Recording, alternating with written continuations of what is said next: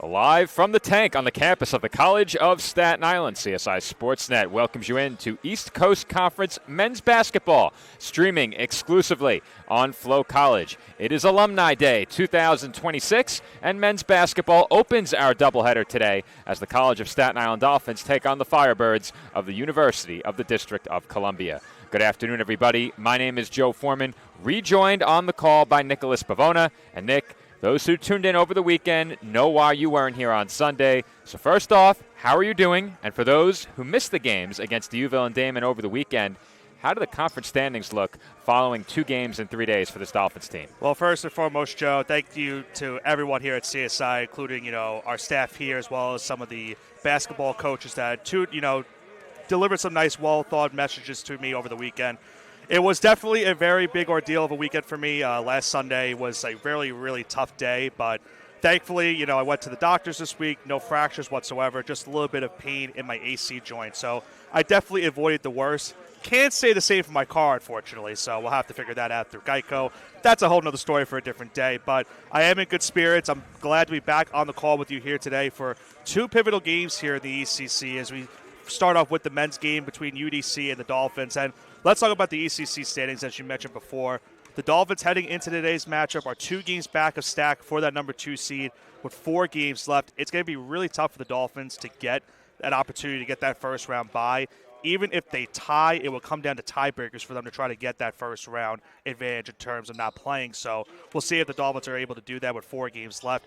They right now have a 1-game lead over Malloy for that number 3 seed. And keep in mind, they just lost their previous meeting with Malloy about a week ago. So they have a chance to avenge that in the last game of the season on Senior Day, with a chance potentially, Joe, to have an opportunity to clinch the 3 seed. And it's something that's big for that because you have an opportunity, if you're the 3 seed, to avoid playing Damon in the second round if you are to win your first round matchup. So that is huge for whoever gets the 3 and the 4 seed.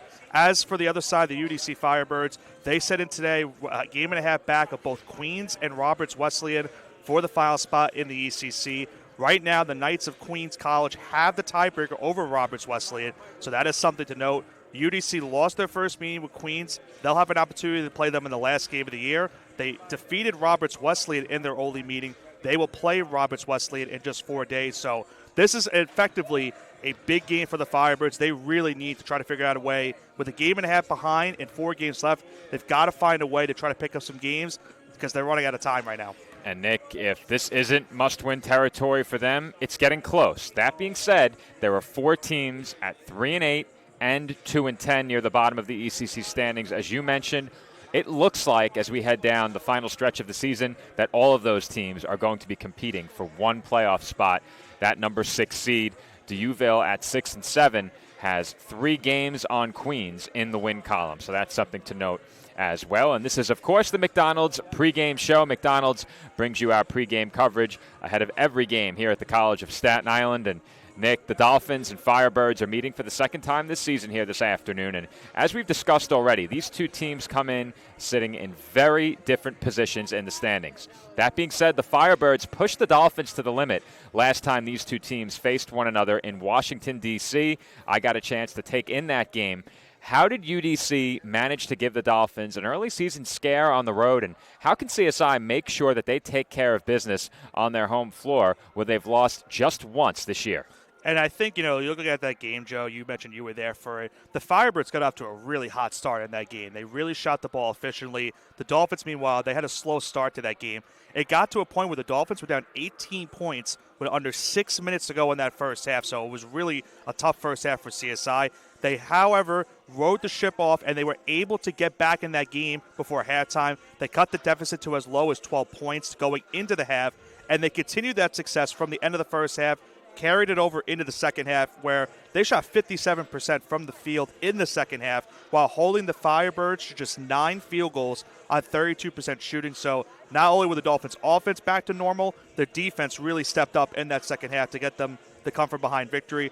I think when it comes down to the key for this game today, Joe, we've seen in the last couple games, the last 2 games you've called here against Damon and D'Youville, they've gotten off to slow starts in those 2 games, and that was somewhat similar to what happened the first time these 2 teams met. I think for the Dolphins, have to avoid another slow start here today because, as we mentioned, this Firebirds team is trying to find a way to pull off some wins late in the season, trying to sneak into the postseason. They really can't afford to have happen what happened the first time these two teams met.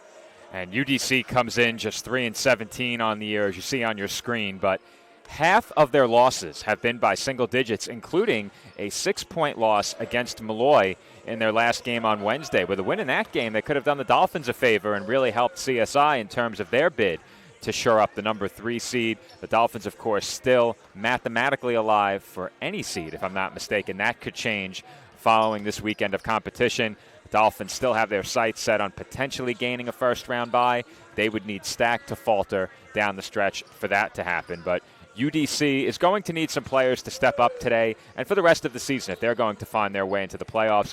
Who will need to be among those players to step up for the Firebirds to come away with a win here this afternoon? And we've touched on this already, Nick, but just how important is it to their playoff hopes to come away with a win in this game? If they don't win it, they may need to win out the rest of the way. Yeah, I think first and foremost, when you ask me about who's got to step up for this UDC team, I'm looking at Raywan Gray for this team because he's right now the leading scorer for, the Firebirds at 12.5 points per game on the season. Had a very nice game the last time these two teams met. He had 16 points and 7 rebounds in that loss to the Dolphins. But he is coming off a bad performance in his last game against Malloy. He shot 3 of 10 in that game, just 9 points. So I'm looking for him to be a big factor for the Firebirds here today, trying to get them a game in which we mentioned it, the importance of how this game is for them. There's really no room for error right now for UDC with this much little time left. 4 games left. You're a game and a half out. You essentially have to win out, it feels like, at this point. And if they lose, then not only do you have to win out, you're also going to need some help along the way, too. So thankfully for UDC, they do get an opportunity to play both Roberts Wesleyan and Queens to end the season. But if they could sneak away and steal this game for the Dolphins, that would really help them in the grand scheme of things. Well, the remaining schedule, definitely a factor, Nick. And if you're UDC and you come away with a win here today, you have to feel pretty good about your chances of potentially moving up and securing that number 6 seed. But what we will do right here is take a break as we close in on tip-off between the Dolphins and the Firebirds. When we come back, we take a look at some highlights from the first meeting between these two teams as part of our Buffalo Wild Wings Game Rewind.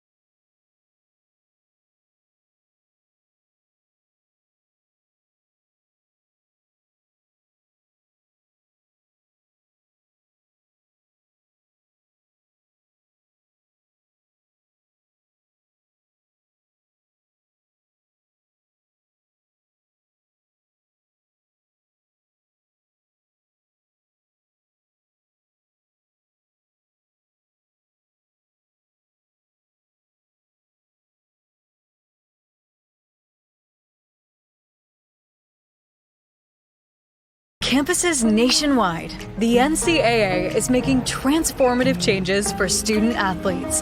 While they pursue their biggest dreams, we're launching new initiatives to help them. Life-changing education opportunities are just the start. The NCAA is providing enhanced mental health services. We're guaranteeing scholarships and tuition and expanding access to healthcare. Visit ncaa.org/change to learn more.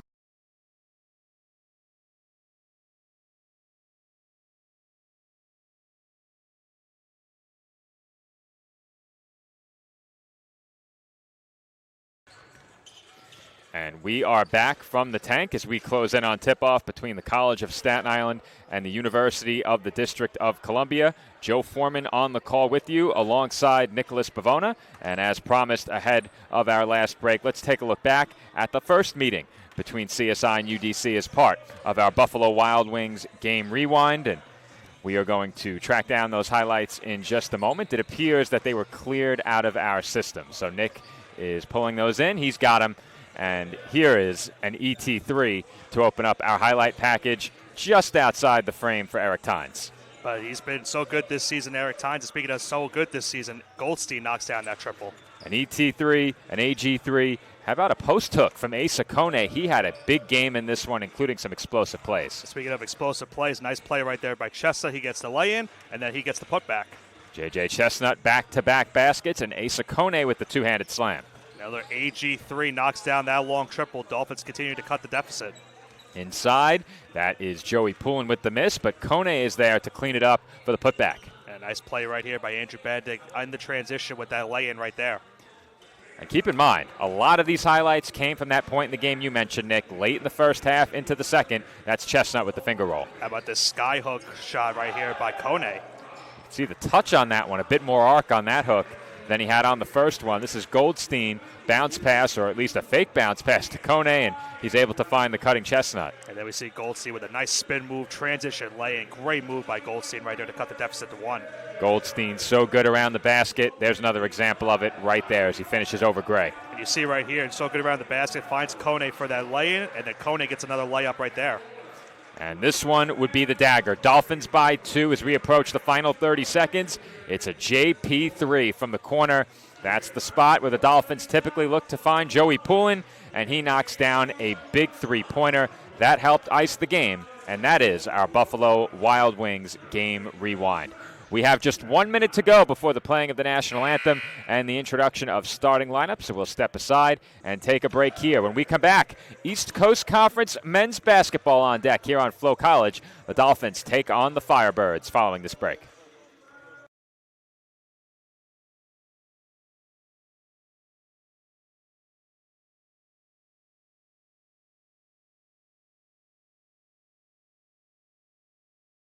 The Kettle Black on Staten Island, a top 5 wing joint in America by Food and Wine magazine. Serving daily lunch and dinner at the bar or on the floor.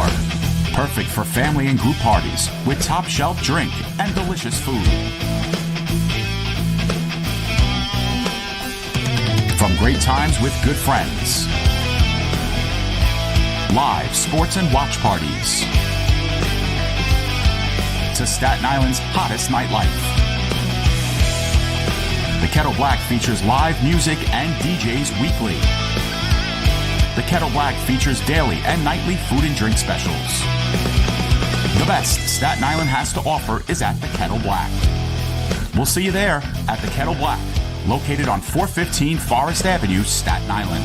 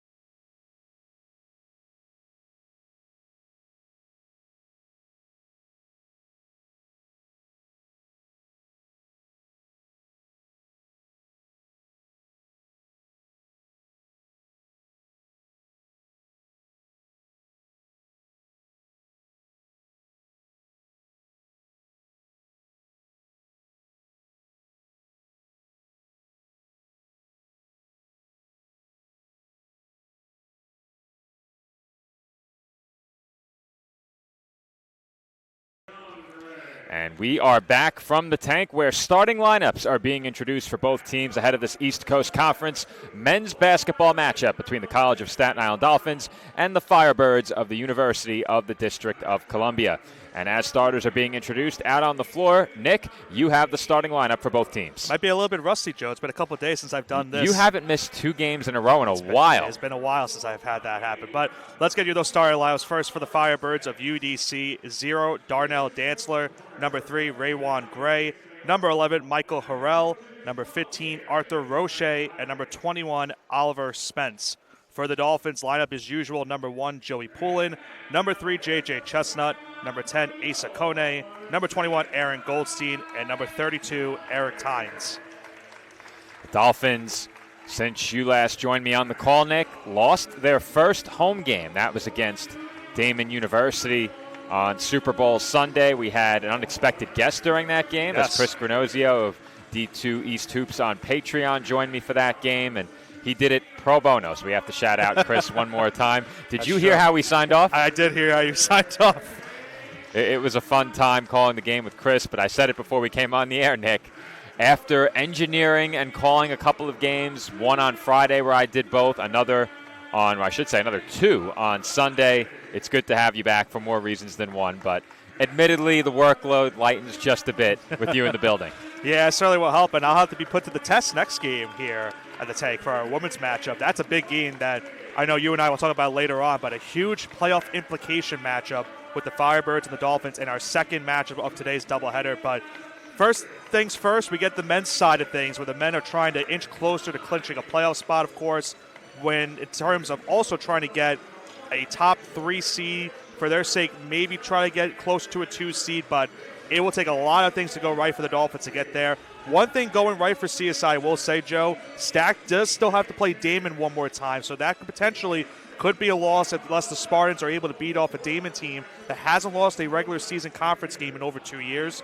So that is a potential for the Dolphins to sneak in and catch a game up on the Spartans in that aspect, but they'll still need some help along the way as well to try and catch one more game and maybe finish the season tied at number 2 seed and see where the tiebreaker will go from there. Well, to have a shot at that first round bye, they will need the Spartans to lose at least twice.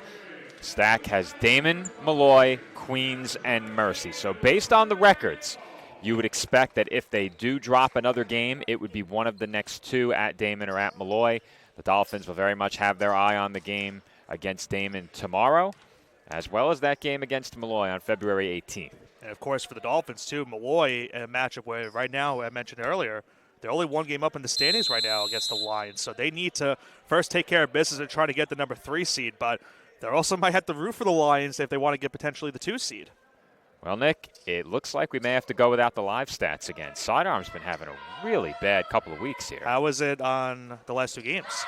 It worked in one of the games the other day. It did not work in the other. I think it worked. I think it was the Friday game because I was checking along while I was at MSG, and I was able to get some of the updates. Well, on Sunday it worked for half of the women's game, and then it worked for the men's game. Okay. It's been the women's games that have been a problem, but now the men's game has nothing. As Kone goes to work and gets one wedged in between the rim and glass. Jump ball the call, possession arrow to the Firebirds. As you mentioned it, the good old wedgie right there, but maybe that's not a good old wedgie. Maybe some might say it's not good if you have the possession arrow. That's true. That time it favored the Firebirds. Now they have the ball. I was about to say, and we mentioned it during the break as a joke, but Nick Pavona heroically emerging from the wreckage back, and wreckage is not an overstatement. No, it's not. As that turnaround jumper is good by Spence. Yeah, it's been a interesting last 6 days for me, that's to say the least. Interesting is a very loose term. Yeah, well, it's a kind way to describe it, as J.J. Chestnut knocks down a 3. Nice shot right there by Chestnut answering the other end after UDC started the scoring. Chestnut knocks down that triple. Have to admit, Nick, at first glance, looking at the text on the front of the UDC jerseys, incredibly unique. There's a nice move inside, and getting the bounce was Spence. He has 4 quick points. I was trying to take a look at it after you mentioned it. Yeah, it's definitely a unique lettering on the jerseys. I kind of like it. I don't think I've ever seen a jersey with that kind of text as the Dolphins turn it over. in transition, drawing the foul. That Was Roche, or that was a clear travel. they called the travel? All right. A little bit too many steps on that play right there. Man, that left end of the floor is my mortal nemesis this season, Nick. It could be worse. You could be saying left and right field for a Well, Little League that is baseball true. game. That's hard to do. Calling basketball. We've been in the same spot now for you 5 years. 4 years or 5 years for you now? 5, right? 2021 was my first year. Yeah, so 5 years for you and 10 for me. Feed to Kone all alone, and he lays it in. That looked like one of those hesitation plays. He didn't know if he wanted to dunk it or lay it in, and he made the wise choice to lay that one in. Always better to be safe than it is to be on the blooper reel. Yes. But we would produce no such content here in Never athletics. that. No blooper reels. Never that. Maybe a broadcaster blooper reel. Mine would be long this season, as that three-pointer is short by Dantzler. And speaking of, baseball, I know I mentioned Little League, but you and I have some baseball coming up on Monday. We start the baseball season at SIUH Community Park, pending the weather. First we did, and then we didn't, Yes. and now we do again. That game is back on. The live stats are back on, Nick, so There that's we good go. news.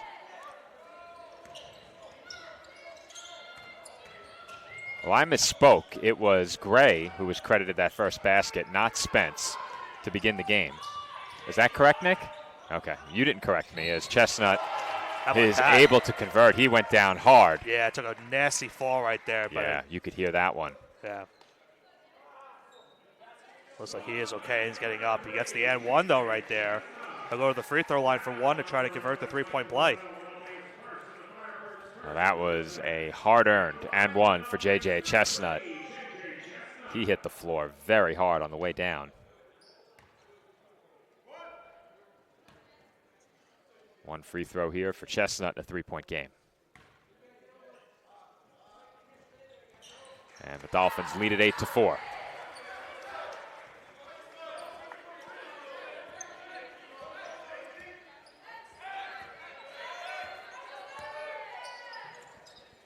Back to the basket. Roche up top. Now Gray swings it to the wing. Dantzler, entry pass inside. Backing down and faking is Roche, and he banks it in. Nice post move work right there by Roche, who had a nice matchup the last time these two teams met too. So we'll see if he plays a factor into this game. But it's been back and forth baskets so far between the two teams. Kone bounce pass. Chestnut for the easy two. You love to see that out of your big man, making a bounce pass like that to one of your guards. Nice bounce pass from Kone. He finds Chestnut underneath. Something about facing UDC really activates every facet of Asa Kone's game, doesn't it? It seems that would be the case. The passing, the low post offense. We've had 20 points the last time the two teams played back in Washington. Up top, Roche. Kicks out. Pass fake by Spence. Frees him up for the one-handed dunk. How about that move right there by Spence? Got Kone on the pump fake, and he just throws it down with one hand.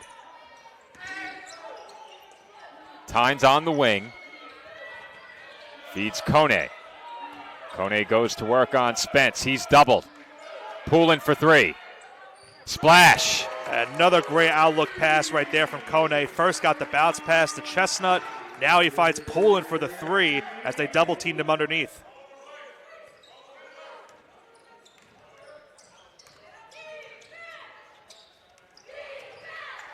With it now, Gray thought about the three. Spence looks to drive again. Kone all over him. And that's an air ball on the hook shot by Spence. And a dangerous pass by Chestnut. That was a high-risk, low-reward pass. And the Dolphins turn it over with 15:36 to go in the first half. We get one more look at that last JP3. Joey Poulin from downtown. Dolphins lead it by 5. Our score, 13-8 at the 15:36 mark.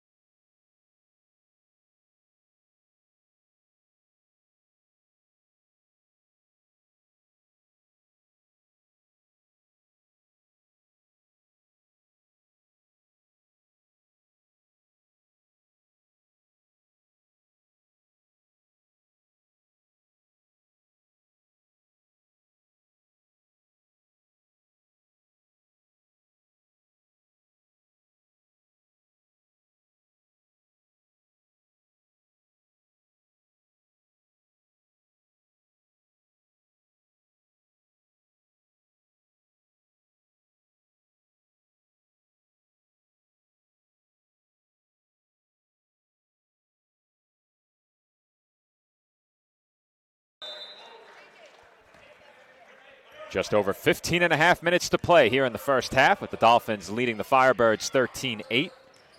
8 early points for J.J. Chestnut on 3 of 3 shooting. Spence tied up, throws one up and can't hit. Kone secures the rebound. And a lot of traffic underneath the rim. Had 3 players basically trying to block him on that play. Mitchell Wiggin in, and Mitchell Wiggin is on the board. Quickly off to a nice pace right there by Wiggin, going up and under for that reverse lay-in. Wiggin into the game along with Andrew Benedict. Tynes and Poole into the Dolphins bench. Looks like the starting 5 out there for UDC. On the drive, Harrell can't convert, but Spence tips it back in. Spence has been so far a menace right now here in this first half. Just a couple minutes in, he's once again gets another basket right there. I was a bit early before saying he had 4 points. He now has 6. Wiggin off the mark from the mid-range. Rebound pulled in by Roche.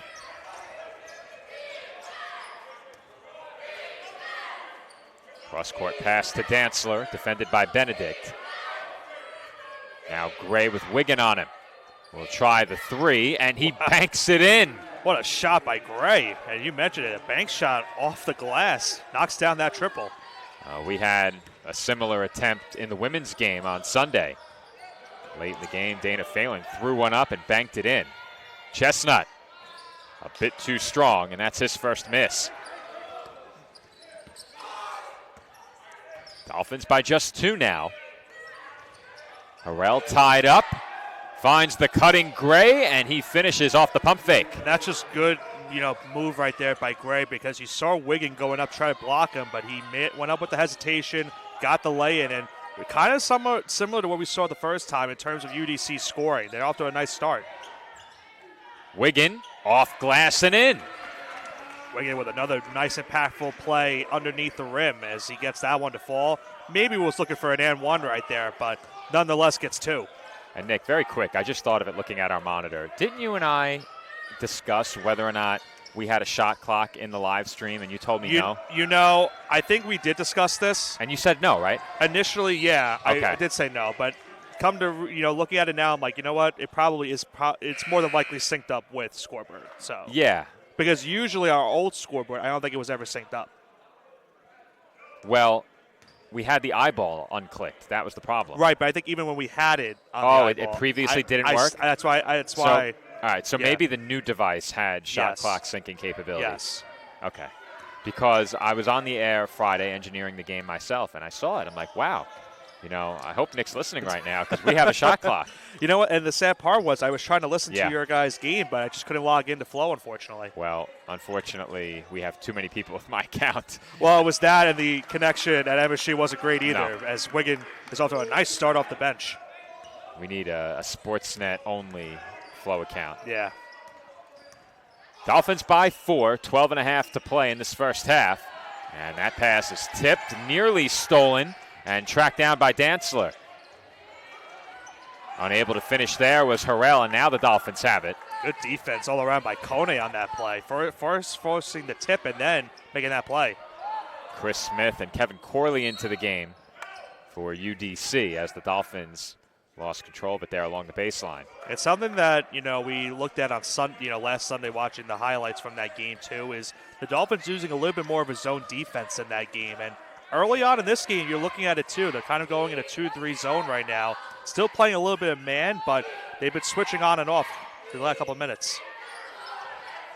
Well, Chris noted that when the Dolphins faced the Wildcats as Harrell knocks down the 3, but Dolphins did mix up their defenses throughout that game, and particularly following the media timeouts.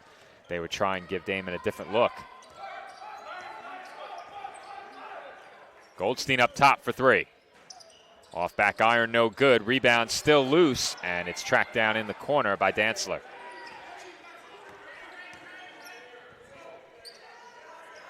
Entry pass to Smith. Back to the basket against Kone. Smith throws one up and does not get it to go off the window, but the offensive board belongs to Gray. Smith will try a jumper this time, way off. And Harrell had it, but he is whistled for a foul. I think the foul actually was on Goldstein there, Joe, because he kind of had a hook on Harrell on that rebound. So I think it is a foul on Goldstein as we go to the next media. I think they pointed the wrong way, Nick, as the officials are going to talk about it. We are headed to a media timeout, and they will discuss that last play, and the official is conversing with TJ Tibbs. It was an incorrect signal. He pointed in the wrong direction. It is going to be Firebirds basketball. As you said, Nick, the foul is on Aaron Goldstein. Here's one more look at it. I mean, for me, that's a play on, but it should be UDC ball anyway. They had the rebound. Right. So Firebirds basketball when we come back. 11:16 to go in the first half. Dolphins in front by 1.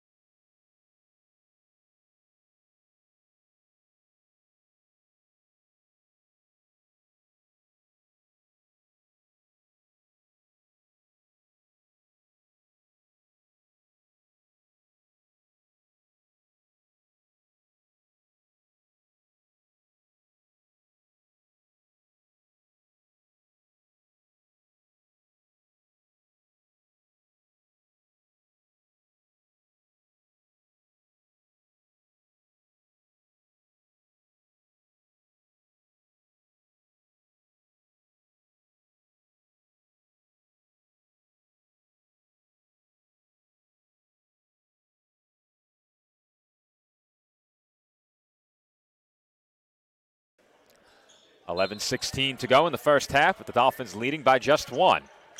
It is UDC basketball following a loose ball foul on Aaron Goldstein. Speaking of loose balls, there and it will be Dolphins ball following a turnover by UDC. Well, any Dolphin fan that weren't happy about that call, it's the proverbial ball don't lie right there, Joe. Every once in a while you'll get that, and depending on the game, you might get a tech for saying it, so be careful. Yeah, Rasheed Wallace definitely got a lot of those in his career. Wiggin blocked on the jumper. Good defensive play there by Pope. Tynes too strong on the 3, and Benedict has an offensive rebound. Benedict goes up with it, can't finish. Tries again, and can't get it to go.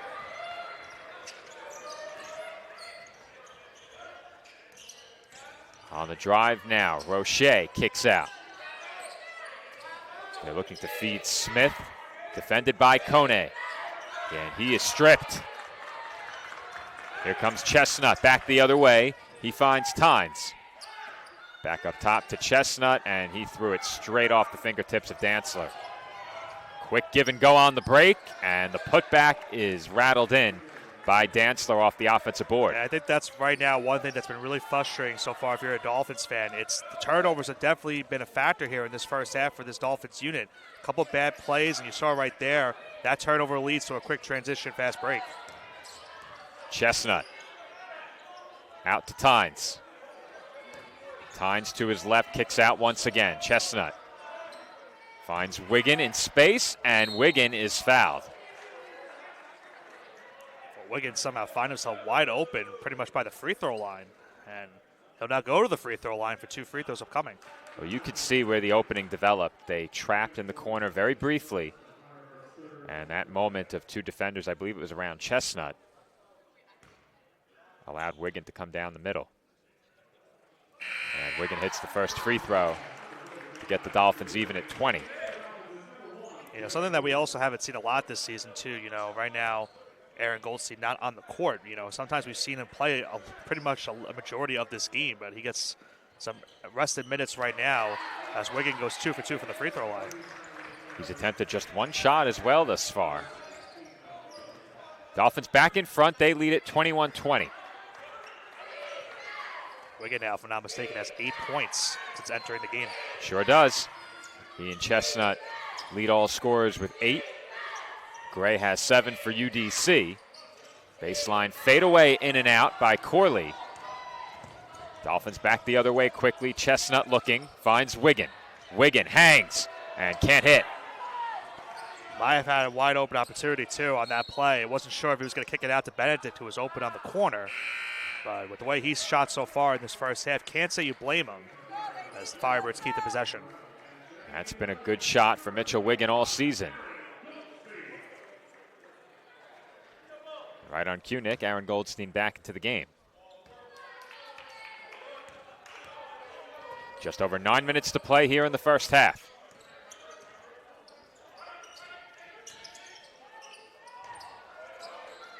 On the wing, Pope into the corner now.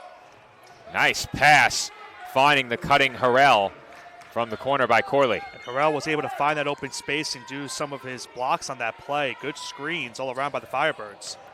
Wiggin with it again. Fade away on the baseline is an air ball. And the Dolphins get it back. Poulin comes up with it. Now Benedict. Can't hit from three. Poulin got his hands on it. And we will head back the other way. Couple chances right there for the Dolphins to regain the lead, but not able to knock down that triple on that play was Benedict. And now UDC gets the ball right back with 8:38 to go. Firebirds lead it by 1. We're closing in on our next media timeout at the 8-minute mark. First time these two teams met, Nick, we mentioned the Dolphins trailed early, but they didn't just trail. UDC took it to them for much of that first half, and then the Dolphins turned it on and were able to steal a win on the road late. As I mentioned, it got up to as many as 18 with under 6 to go. Lob for Tynes, and he gets the bounce. So if you notice on that play, Joe, Tynes was not ready for a lob No. initially. He caught it at the tail end and was able to get that to go. And Poulin making the one-touch pass, picks up the assist on that play. And a foul's called there on Andrew Benedict. You'll see it right here when Poulin gets the ball inside. He goes up with the alley-oop. Tynes said, "Oh look, I got the pass going." Look what to I me." found. It does pay to be 6'7". It does help. I'm not quite there, fortunately. Put me in a good pair of shoes, and maybe they measure me at 6'3" if I'm lucky. 7:52 to go here in the first half. The Dolphins back in front by 1. Our score, Staten Island 23 and UDC 22.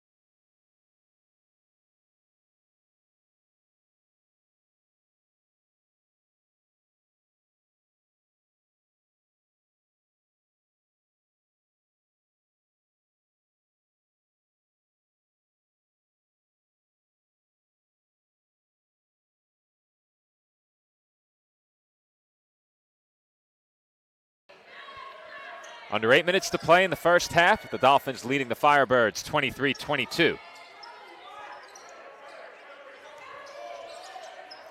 UDC nearly coughed it up in front of the Dolphins bench. They have 7 to shoot. Corley drives the baseline, and his pull-up is way too strong. Shot clock did not reset. Did they call the foul as the shot clock expired? Let's get a look. I do believe They the foul did. occurred before They the called shot it- clock, but we need to get a look at that. Yeah, I'm not sure. It was close. Arthur Roche to the line, and we'll first of all have to adjust that camera. I think that's better, as the first free throw is good. Let's see. Yep.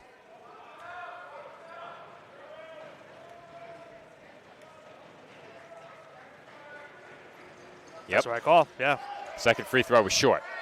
Good job by our officials right there. We're still with 1 second to go on that shot clock. Only the best in the East Coast Conference. You can't say the same, though, for your Well, hold on a second. men's league. I would love to tell the story. I don't know if there's enough first half No, left. there's not. Poulin for Tynes.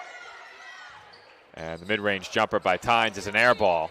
It got to the point where I audibly laughed in my house, and my family members were wondering why I was laughing. They had no clue. All right. I said, I can't really explain, So but yeah. we are not going to dive into detail now, but what I will say is that there was an ejection in our rec league basketball game on Thursday, It was not you. and it was not me, and I relayed the story to Nick via text, one message at a time for effect. And honestly, that was the best way to do it because the was. effect was there.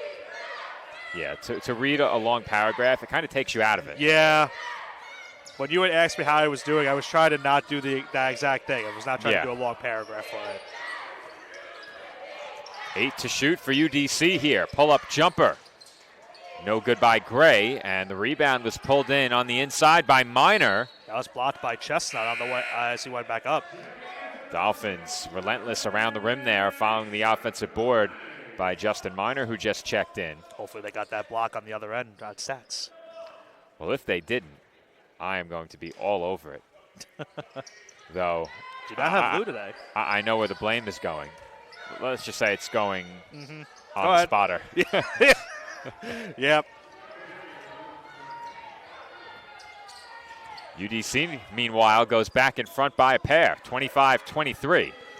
And you can't tell it by the record, Joe. Despite their record this season, they're playing a really strong first half right now. Well, I said it before, Nick. They've lost half of their games by just single digits. And the Dolphins have turned it over. We've reached the 6-minute mark here in the first half, and a travel is called on Spence. Not a foul that time. That's true. Raywan Gray with that last pull-up on the previous trip down the floor for UDC.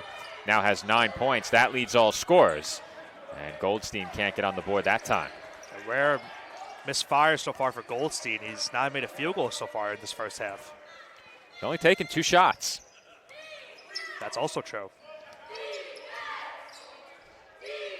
That shot by Harrell is good from deep.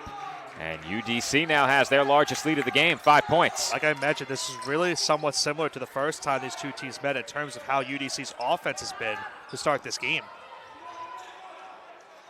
And I'm not quite sure exactly what it is, Nick, but it just seems like it's been now several games. Since that Queens game where they fell behind by 15-1, the Dolphins just haven't had that commanding presence about them in the first half of games. Yeah. As the 3 rattled out for Chestnut, Kone with the offensive board. Now Poulin off the back rim, no good. Kone has it. He went down hard and was fouled. Yeah, hopefully he is okay. He did get the rebound and was fouled on the way down. But you're right, Joe. That's why I kind of highlighted it during our pregame. The Dolphins, the last couple of games here at home, have really just not looked the same in terms of how they've been in the first half. You know, that was one of our points during the first half of the season, how the Dolphins got out to really good, strong starts. Since that's happened, it's not been the same. Well, if you look at the recent games for CSI, they've trailed, if I'm not mistaken, by double digits in all of them. As Goldstein's 3 goes down, Chestnut ended up on the floor. But they trailed by 10 against Queens, or by 15 in the second half, but for the point of this discussion, 10+. They trailed by 10+ against Queens, Malloy, Deauville, and Damon. 3 on the way once again. This time, Roche can't hit. Another offensive board for UDC, and Harrell draws the foul. And I'm glad you mentioned that, Joe. That's another big reason why they have this short of a lead right now. They've gotten a lot of offensive and second chance opportunities here in this first half as well.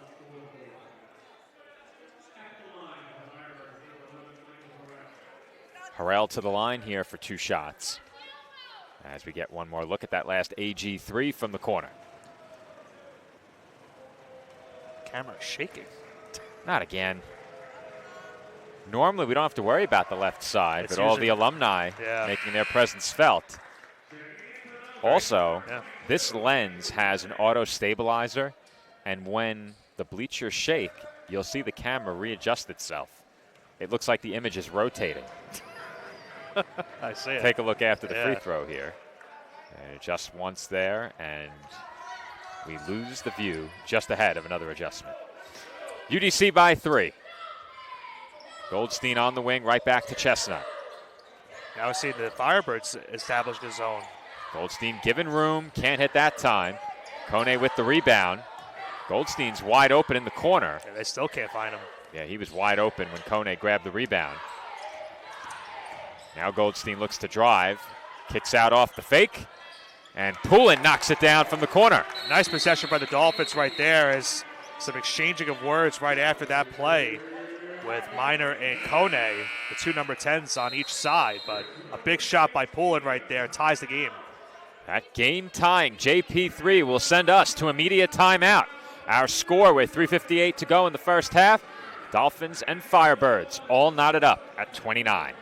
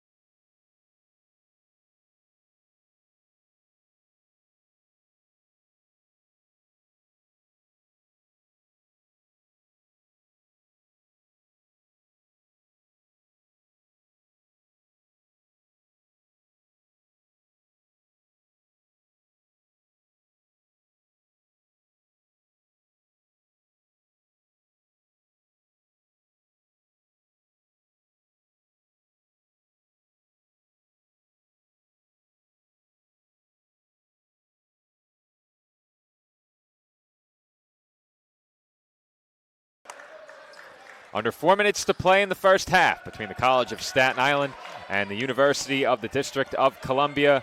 We are all even at 29, and it is UDC basketball. Very curious to hear what TJ Tibbs has to say about this first half when we talk to him at the halftime report. I'm going to ask him what has made UDC a tough matchup for his Dolphins. First and foremost, it's twice now that the Dolphins have faced the Firebirds, and in both meetings, UDC has played well. I think one of the things has been the size of UDC, because they have a couple players that are listed at 6'8" or 6'7", and we've seen in the first half they've gotten a lot of second chance opportunities in this game. Turnaround jumper, no good by Gray there. Now, Nick, I would venture to guess, and I'll elaborate after this possession as Chestnut feeds Benedict and he's fouled. I would say the chances are greater than half that Coach Tibbs addresses you during the halftime interview. Oh, 100%. 100%, you say? Because he did message me on Sunday. I'm assuming you gave him my number because I did. I wasn't sure how he got it. I did. Even if it's not on the air, I'm sure he'll make an acknowledgement towards me. I think he might address you on the air. We'll see. We'll see. If he watches this back later and then doesn't after I mentioned it, he's going to say he should have. He should have. Now, in your absence, we attempted to pull a bit of a prank. Oh, yes. As Benedict goes 2 for 2. But I know. Did it happen? I'm assuming no, because they weren't winning at half. I told Coach Tibbs, if you're up at halftime and you're feeling in a jovial mood, I want you to Greg Popovich, Joe Calabrese in his first interview. Yes. And Joe asked me after the interview with Coach Tibbs, is he always like that? So he did do the interview like that. He didn't exactly do it, as Okay. that three-pointer was no good, rebounded In by a way, Kone. he did it.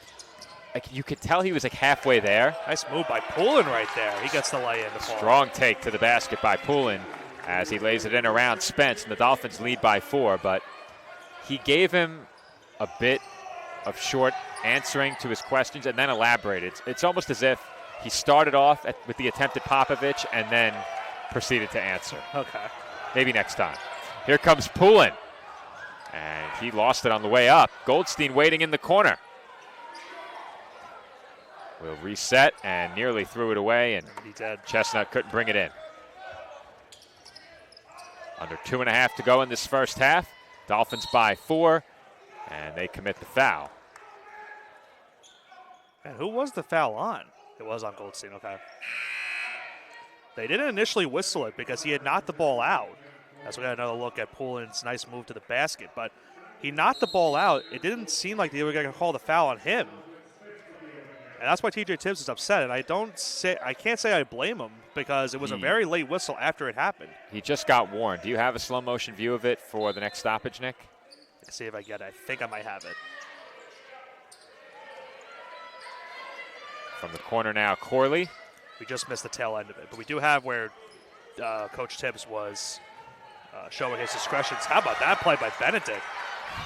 Well, Nick, should I channel my inner Rasheed Wallace? You might have to. As Chestnut lays it in, count the basket and the foul. Great defense on one end leads to a great pass underneath on the other end. Nice play all around for CSI as Chestnut gets the M1.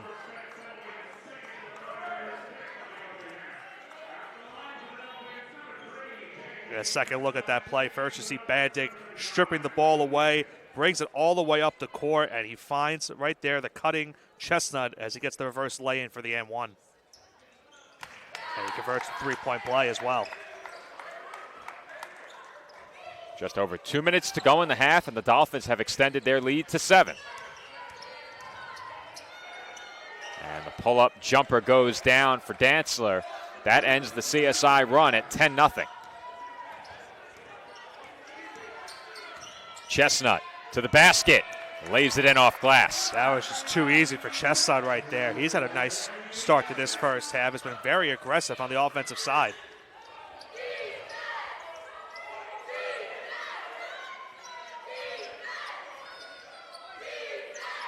Corley drives on Chestnut and draws the foul.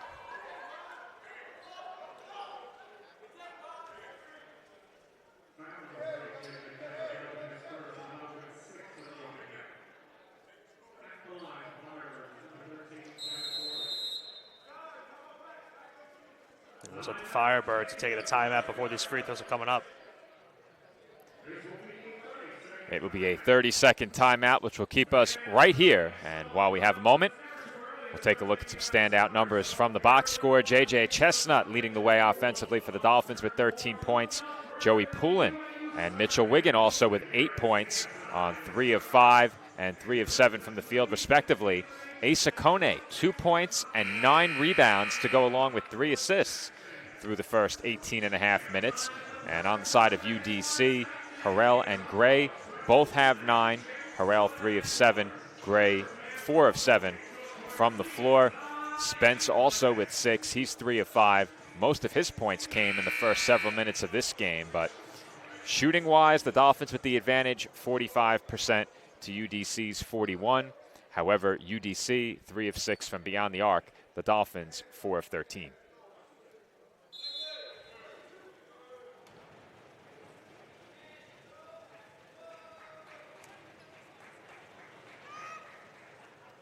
And a free throw is good by Corley. I think the other thing that also frustrated me about last Sunday, too, also, Joe, is that after it happened, I noticed that there was some scraping on my jersey. I was very excited to wear it on the air, too. Oh, so for those who don't know, because I don't really think you elaborated during the pregame, you just said it was a tough weekend. Nick was in a car accident on Sunday, Yes. and I just saw the images for the first time before we came on the air today, and it was a serious car accident. If you came to the game on Sunday and drove past Victory and Slauson, you definitely drove by. Yeah, there was no chance you were getting anywhere past it. Yeah. They cut off all Slauson Avenue after it happened. Yeah, I could see that was warranted from the photos. Benedict knocks down the 3. Big shot by Benedict. Knocks down that triple. There's an immediate whistle right after. Dolphins, I believe, called for their 30-second timeout.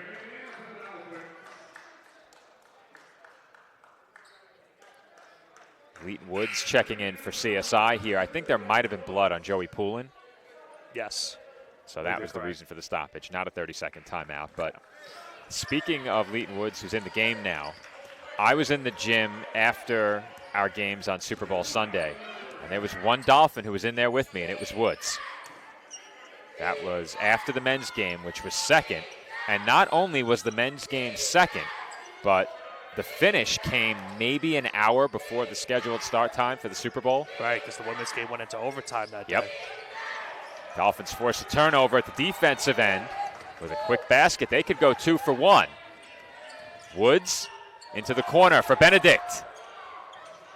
In and out. We'll see if UDC holds it for the final shot. Might have gotten away with a travel right there. And Wiggins stifled that shot. And awards a that jump forces ball. the jump ball call.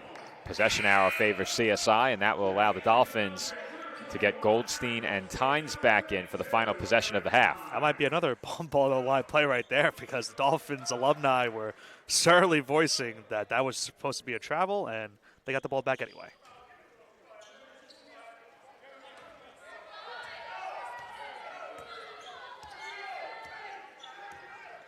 Goldstein with it, his back to the basket, defended by Harrell. Immediate foul underneath. Fortunately for UDC, that's just team foul number 6. Next one to put the Dolphins into the bonus. Fouls on Harrell. Now, the official unfortunately does not know that it's not 1-1 yet. Well, I thought he signaled 11. He said but, one. No, he said 1-1. Okay, he's wrong. I heard him say 1-1. Ooh, he made me look bad. I said only the Yeah. best. Now, Yeah. is it possible the scoreboard has the wrong tally?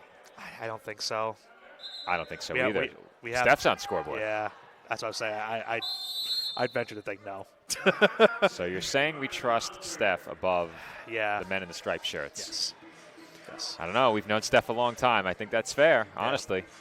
But we'll stay right here. Listen, from previous experience of being on that side of the table, the referees will come over to Steph and ask her questions. So Well, whatever they just said to her got her to crack a smile. You don't see that very often. I think it's probably because the officials said 1-1, and they were trying to relay that it was not the bonus yet. I think the only crew member who smiles less than I do might be Stephanie. Right? If my headset's Honestly, off, yeah. if my headset is off, it takes some good content to get me to smile. Yeah. You know? We need. Hey, listen, Steph and I have some good laughs during a lot of our games. This, whether it's here Well, yeah, or that is baseball. true. You've spent more time over there than me. Yeah. And it's usually after someone's unfortunate blunder. That's, I think, Well, the only downside We won't to name it. names. Well, I'm not naming names. It's just multiple occasions from different, a wide array of people, I would say. 9 seconds remaining in the half. Kone hands off to Chestnut. He glances up at the clock, and he carried. Yeah. He wanted Goldstein, or I should say Benedict, on the backdoor cut. Yeah, unfortunately, that whole possession just looked a little bit weird, Joe. As soon as they got the inbound pass, a couple of the Dolphins weren't realistically moving. Chestnut got it, but you mentioned he was looking for Goldstein, and he just unfortunately carried, and Firebirds had the last shot. And I don't think they got it off. I don't think so either. That will do it for the first half. Our score at halftime, the Dolphins 41 and the Firebirds 33. Our TLC Physical Therapy halftime report featuring men's basketball head coach TJ Tibbs coming up.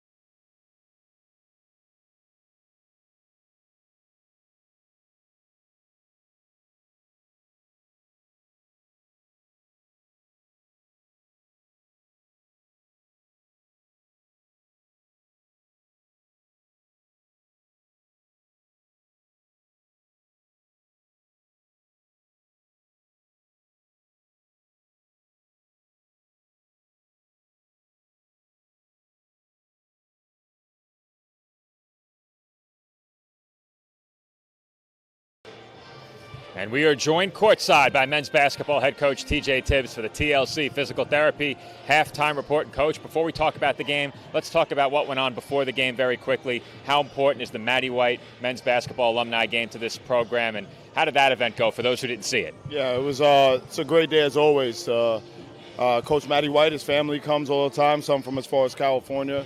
So grateful. It's one of the most important days here with Tournament of Heroes and graduation. So good turnout even on Valentine's Day. A bunch of married guys and guys in relationships, and situationships. I don't know. I don't want to get into that, but I can't relate, Coach.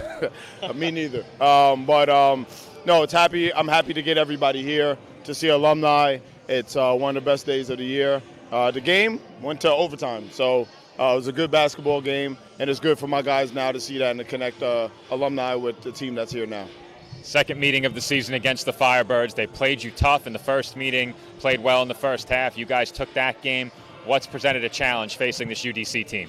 The physicality. So I'm unhappy with the level of physicality in the basketball game, but we got to adjust to that. But that's as much I'm going to say about that. The game is extremely physical, but you know what? When it's like that, we got to be able to match that in a clean way. So I want to make sure that we get upstairs to my guys and make sure that they understand that there is an extra level of physicality to the game. UDC is a great team. They're always, Coach Riley does a great job, always well coached, and they always play physical. So our team has to match that, if not exceed that. All right, Coach, thanks for the time. Best of luck in the second half. That's men's basketball head coach TJ Tibbs joining us for the TLC Physical Therapy halftime report. When we come back, half number 2 from the College of Staten Island between the Dolphins and Firebirds.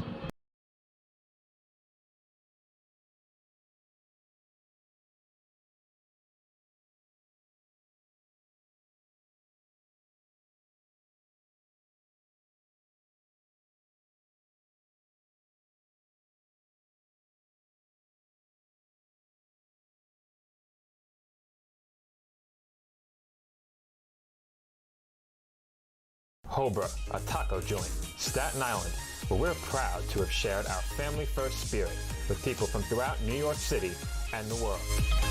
With indoor dining available both at the bar and on the floor. Or step outside for additional seating and an outdoor bar. Serving beer that's crisp, ice cold, and worthy of a day at the beach. Cocktails that explode with flavor. And great food made with the freshest and healthiest ingredients available. Events feature food and drink specials, live music, and the best of Staten Island nightlife. Your CSI Student ID saves you 10% on your dining order at Hobra. Visit us at 412 Forest Avenue, Staten Island.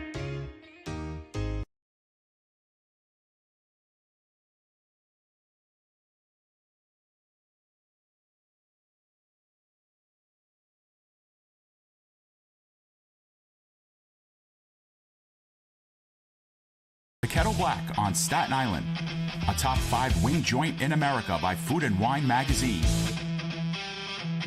Serving daily lunch and dinner at the bar or on the floor. Perfect for family and group parties with top shelf drink and delicious food. From great times with good friends, live sports and watch parties, to Staten Island's hottest nightlife. The Kettle Black features live music and DJs weekly. The Kettle Black features daily and nightly food and drink specials. The best Staten Island has to offer is at the Kettle Black. We'll see you there at the Kettle Black, located on 415 Forest Avenue, Staten Island.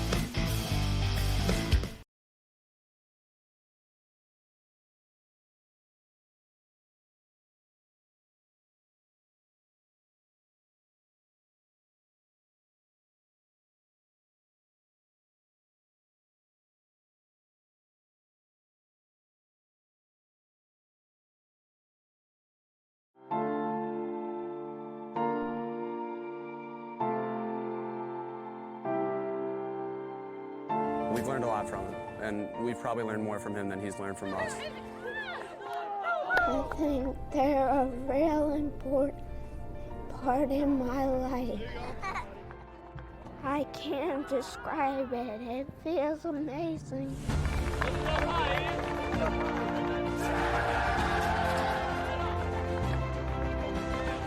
Team Impact is a national nonprofit that connects kids living with serious and chronic illness with college athletic teams, forming lifelong bonds and life-changing outcomes.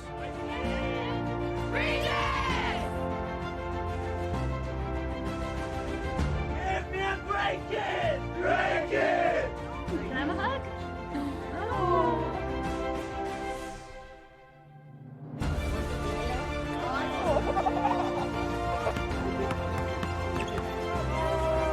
What's your favorite subject? Math.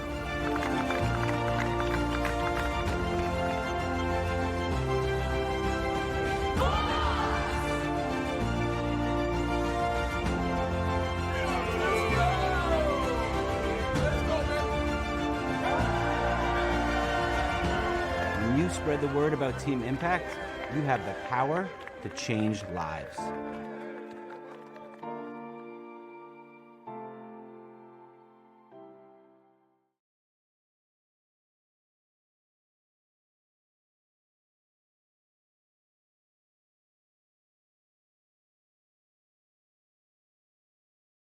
Team Impact, we pair kids who have been sidelined by serious illness and disability with college teams from across the country. What's up, big man? You good?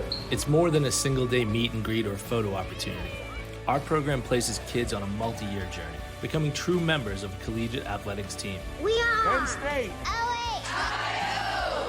From signing day to game day, I can't describe it. It feels amazing. Team Impact. All in, all together.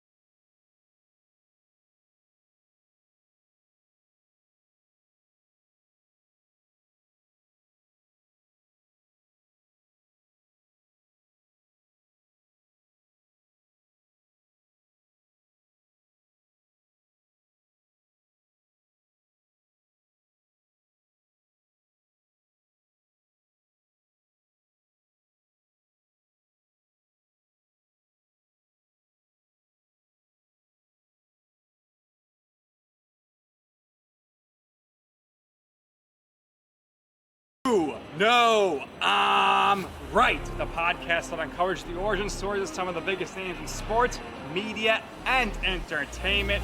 Nick Durst here along with Joe Calabrese. Here we are, 200 episodes later, about 150 episodes with guests, our friends, soon to be your friends. Well, it's pretty clear, Joe, that it's all about You Know I'm Right, the podcast. That's my You Know I'm Right moment. Wanted to do a podcast, and everyone was like, what are you, crazy? Who's going to listen? You're not going to get guests. Well, guess what? I'm the best when it comes to getting guests. If you could vouch for that. I am so happy that you asked me to do this. I couldn't have been more thrilled. And follow us on socials, check us out. I promise you, if you want to work in media, whether you work in media now, whether you want to quit your job and work in media, come to us, and I promise you, we will get you on the right foot. That's what it's all about, uncovering the origin stories of some of the biggest names in sports, media, and entertainment. Keep it locked on You Know I'm Right.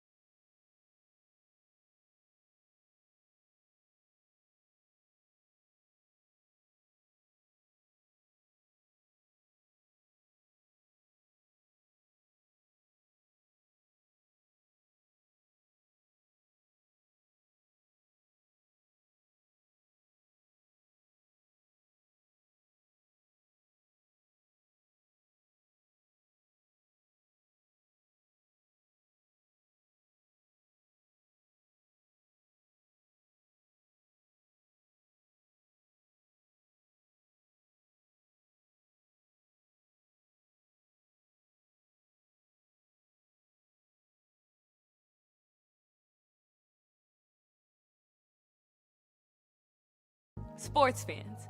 We pack stadiums, arenas, and local gyms every day. And every sports fan is uniquely human.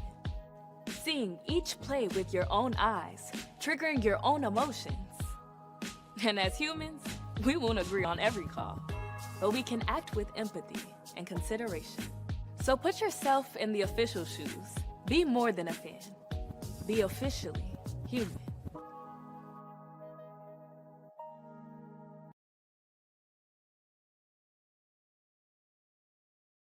The NCAA sponsors 90 national championships each year, none of which could happen without officials. There's an urgent need for sports officials across the country, as they are retiring 4 times faster than they are coming in, leaving shortages at all levels of sport. The NCAA recognizes the importance of officiating on the student-athlete experience and is dedicated to the recruitment and retention of new officials for all sports. There are many great reasons to become an official. Stay in shape and get paid to do so. Meet new people and build relationships within a tight-knit community. Give back to the sport you love by creating a fair atmosphere and upholding the integrity of the game. Say yes to officiating. Visit ncaa.org/say yes to officiating for more information on how to get started.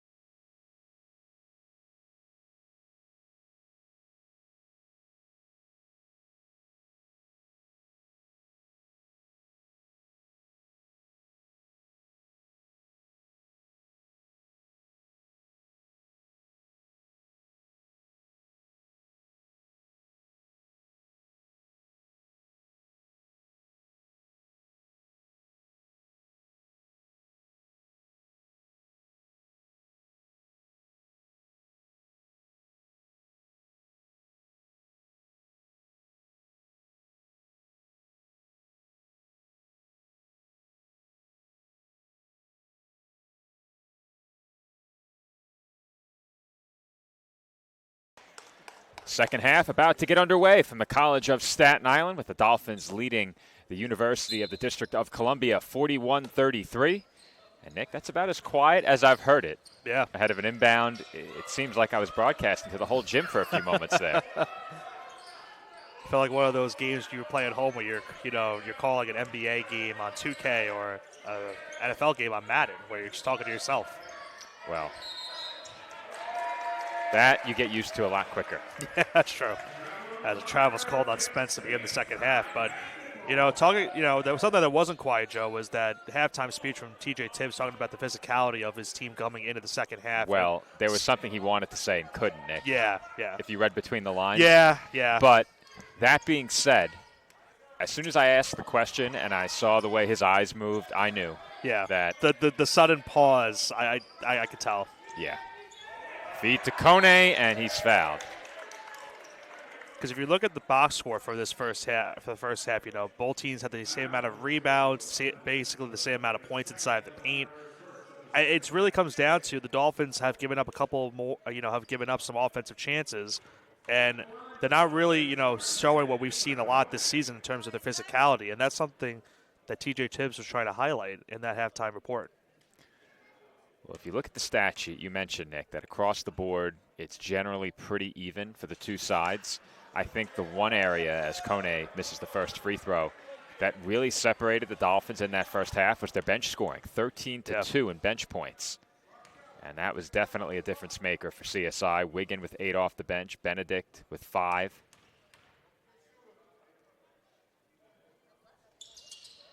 And Kone goes 1 for 2, but I think that's the area you're looking at right now if you're the Dolphins and saying, we really did well in terms of our production from our bench during that first half. Firebirds had just 2 bench points. And they played 9 players as the floater rattles in for Spence. Tough play right there by Spence. Had a couple of tough baskets here in this game. Gets the first points in the second half for the Firebirds. Tynes on the turnaround is off the mark, and Kone might have rolled his ankle. Yeah, coming up gingerly up the court.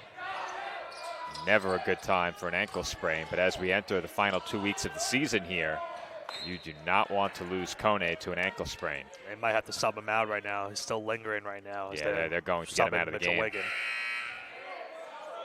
But good heads-up defense, though, by J.J. Chestnut, nonetheless, on against Spence. Obviously, the size mismatch right there, and Chestnut able to force a contested shot as we have an inbound pass now. Fadeaway jumper along the baseline won't go, but the putback out of midair from Roche makes it a 5-point game. And that's just exactly it, Joe, that they were talking about at halftime. Dolphins wasting no time getting up the floor as the Firebirds were battling each other for the rebound. Nearly turn it over, and they'll slow it down a bit. On that play right there wasn't really a clear box out right there. There was just an easy second chance lay-in right there off of the miss. There's a nice move and a mid-range jumper from Dantzler. The appropriately named Dantzler with a move like that. Yeah, nice move right there by Dantzler, as you mentioned. And all of a sudden now a 3-point game. Oh, Chestnut missed Tynes wide open in the corner. That's uncharacteristic of JJ. Off the fake, Roche. Can't get it to go, but he was fouled. And I think that's another bad thing that's happened so far to start the second half. After getting the first couple points, the last 2 possessions, the Dolphins rushing their shot after allowing that second chance lay-in off the miss. A quick 3 from Tynes, now that miss by Chestnut, and now a chance for the Firebirds to make this a 1-point game.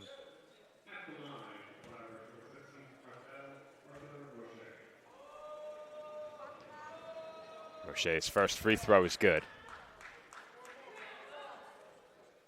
Free throw shooting in the first half. UDC 4 of 6. The Dolphins a perfect 6 of 6. That Kone miss was their first missed free throw of the game. It's now an 8-0 run for the Firebirds at the trailing by 9. Roche goes 2 for 2. And the Dolphins lead at 42-41. Goldstein deep 3. Off the mark, rebounded by Harrell. And his outlet goes ahead to Gray. Gray cross court into the corner. Shot fake by Roche. He drops it off, and Harrell lays it in to give UDC the lead. 10-0 now run for UDC, and the last 3 possessions for the Dolphins have been very, very quick, Joe. It's not even gone to 10 seconds in their last 3 possessions, so they might try to take some clock here, try to find something they can set up. That is our 10th lead change of the game. Wiggin facing up on Spence, gets inside, and he was stuffed. And we'll see what the call is here. Jump ball, possession arrow favors the Dolphins. Asa Kone was at the trainer's table, just got back to his feet. We'll see if the Dolphins have him the rest of the way. Still walking a little bit gingerly. I think he's trying to walk it off right now. Well, the ankle sprains, more often than not, are injuries that you sometimes can play with the day that you have the injury, and then beyond that, it gets tightened up and becomes much more difficult to get out there as time runs out on the Dolphins. Shot clock violation. And I think the other problem for that now is I mentioned earlier the size of this UDC team. You know, you have a couple players that are 6'8", 6'7", 6'10", and now with Kone now in the game, the Dolphins have to go a little bit smaller, and it's going to be really tough for them to go inside the paint and try to get some baskets. Dantzler with it, 20 on the shot clock. Defended by Goldstein on the wing. He now sends it inside to Spence, and that's going to be a tough matchup for Mitchell Wiggin. Yeah, not going to be easy whatsoever for Wiggin. Now, as the run continues for the Firebirds, it's been a really impressive start after allowing the first couple points in the second half. Dolphins now trail by 3, and Tynes can't get them even. Wiggin had the rebound, but was stripped on the way up. Look out. I don't know why the Firebirds forced that up the floor, but Wiggin takes it inside and lays it in. Yeah, that was a mistimely play for the Firebirds right there. They got the miss on the strip, and they just try to go quickly up the court, and it cost them 2 points. I think when you're in the midst of a run, and at the time the run was 12-0 for UDC and the momentum's on your side, you get a bit more bold in terms of risk-taking, and that pass was an unnecessary risk. The Dolphins come away with the turnover, and Wiggin goes right to the basket, 1-on-2, and gets the friendly bounce. As we head to a media timeout with 15:50 to go in the second half, the Dolphins now trail it by 1. Our score, UDC 45 and Staten Island 44.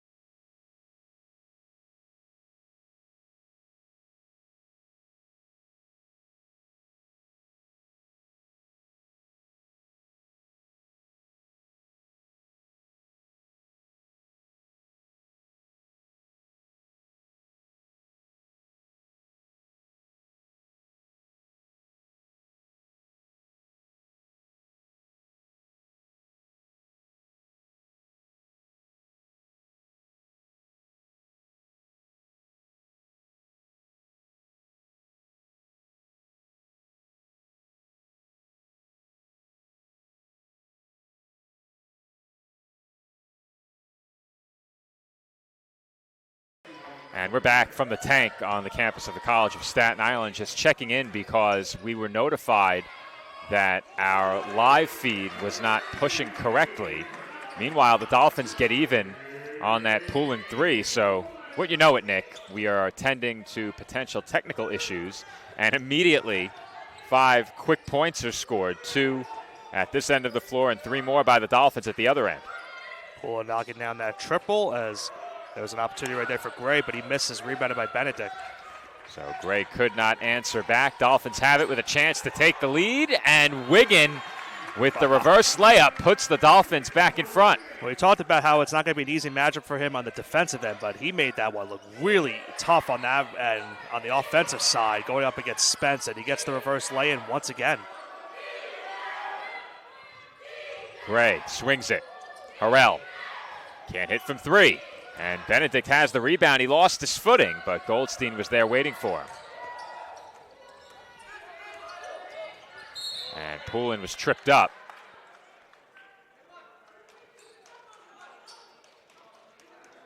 And Nick, I can confirm that we are indeed online, so I'm not sure exactly why we received that message earlier, but was we that are before online. We did our pregame? We did our pre-broadcast test very early, and at no point was I told we were not online. Then once we began the live stream at 12:40, we apparently received a message at that time saying we were offline. But you and I had the green light in the preview window. Everything was pushing correctly for us, as that won't go for Wiggin. And it's going to stay Dolphins ball. The Firebirds can't believe it. But, Nick, we are indeed online. That's a big relief. That's definitely a big relief.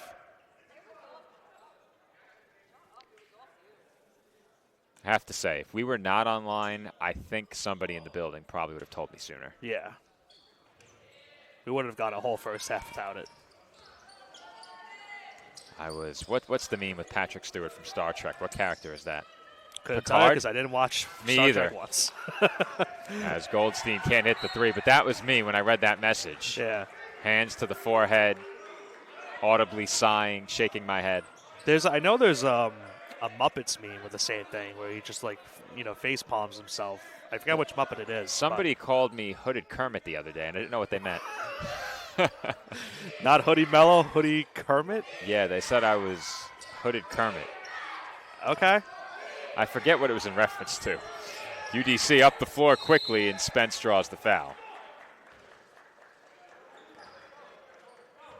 Well, for those who don't know, when this game ends, we are going to sign off rather quickly. Should the Dolphins win, we will conduct our post-game interview as normal. If the backdrop is not out here immediately, we are not waiting for the backdrop today, Nick. No. Because when this game ends, I have to travel back to Rutgers, and I'm doing the women's game remotely from poolside, where I'm covering the Mets Swimming and Diving Championship this week. And, I made the joke during halftime, Nick, as the first free throw by Spence was good, but I forgot to put on my CSI Sportsnet jacket at halftime. Yeah, I didn't notice it until you said something afterwards. Well, we had some shameless self-promotion as Poulin can't hit from the top of the arc. Rebound pulled in by Dantzler. And how about that outlet? And Spence couldn't finish. And now the Dolphins are out on the break. Benedict lost it, but he's got it back. Now Poulin for Wigan. Inside, draws the foul. And finally, these two teams can take a breather. Yeah, I was going to say, the intensity these last couple of minutes has certainly picked up, and Spence misses that one underneath. Dolphins had everyone down under, but there's a great pass, as you mentioned, to get to Spence. And then on the other end, the Dolphins forcing that shot right there, and then now Wigan will go to the free throw line for two. Wigan's free throw is good. And the Dolphins go back in front by a pair. Eric Tynes checking back in to try to give them a little bit more size. Spence does check out, though, for the Firebirds. Kone on the stationary bike right now. Has not checked in since the injury, as Wigan hits both free throws, and the Dolphins lead it by 3 again.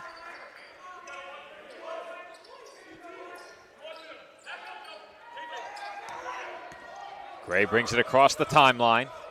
13.5 to play in this game. 3 on the way, in and out for Roche. Firebirds got a little bit cold now since that early stretch they had. And Wigan takes it all the way to the basket.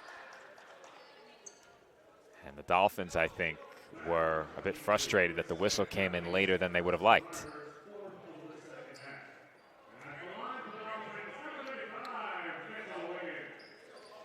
Mitchell Wigan back to the line for CSI, his team leading by 3. And the first free throw is good. Wigan now has 15. We always talk about how aggressive he is when he comes off the bench, but I felt like he's taken it to another level here today in terms of intensity since he came off the bench. Wigan 2 for 2 from the line again, and the Dolphins are in front by 5. And we've mentioned it many times already this year, Nick, how well Wigan has played. And for Wigan, all of his best games have come in an effort, here at home anyway, where another Dolphin barely edged him out for player of the game. I don't think we've spoken to him yet this year. We have not. And the running hook won't go for Smith. He gets it right back, can't convert, and now Wigan has it. On the break, one-on-one with Gray, and Gray is no match for Wigan at the rim as he banks it in. And Wigan has just been relentless here in this first, couple minutes that he's played in the start of the first half, and now here in this first couple minutes here of the second half since entering in for Kone. Well, the Dolphins haven't lost much at the offensive end in terms of scoring production, with Kone relegated to the bench with injury. As Goldstein made contact with that ball while standing on the sideline. Get this the proverbial coast-to-coast play for Wigan, I should say.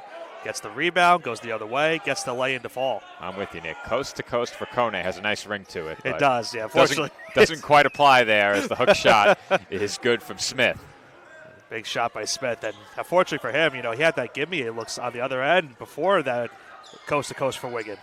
Goldstein, short on the 3. But right there to grab the rebound was Wigan. Goldstein will try again, and this time he buries it. Give credit to Wigan getting the offensive rebound after the initial miss right there by Goldstein. And Goldstein gets a bounce back right there with that triple. Well, that last Firebirds basket ended a 6-0 Dolphins scoring run and a 1-of-7 stretch for UDC. But the Dolphins respond with a 3.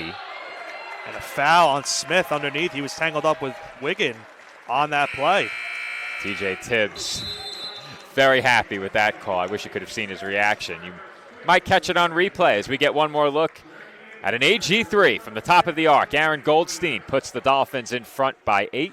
They lead it 58-50 with less than 12 minutes to go.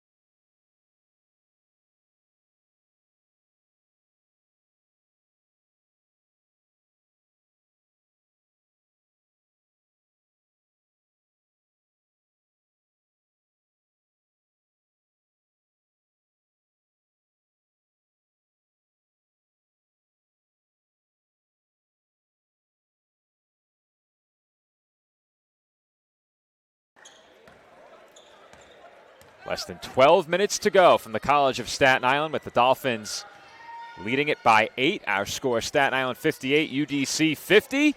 And the Dolphins attempt that tic-tac-toe alley-oop with Wiggin. We've seen that work with Kone. And Mitchell Wiggin will go to the line for free throws 7 and 8. He is perfect on his first 6 attempts from the stripe thus far. Oh, Nick with the audible exhale. Not this time, Nick. Not this time. Not this time. I just, every time I hear, or see a graphic about someone's shooting from the free throw line. And they call me Jinx Prime for a reason, Nick. Oh, my God. Jinx Prime strikes again. That's why I wince, folks. Wiggin now 7 of 8 from the line. As the Dolphins come away with the steal. Benedict spins and is rejected by Smith. That was an emphatic rejection right there by Smith. Dolphins still with plenty of time. 25 to shoot. Quick inbound to Wiggin. Wiggin on the drive. Tangled up and had it taken away. He was looking for Tynes in the corner. Yeah, a wide open opportunity for Tynes in that corner, but a good defensive stand right there by the Firebirds. First turnover. Well, if they don't steal that pass, this could very easily be a double-digit Dolphin lead of 12 points. We've seen the Firebirds come back from a 9-point deficit already here in the second half. That shot a bit too strong from the mid-range by Minor, and Benedict tracks down the rebound. Chestnut for Tynes. No good. It's been an off night for Tynes. He's just 1 of 7. Not mistaken, didn't really shoot the ball well the last time the two teams played either. Smith was doubled and fouled.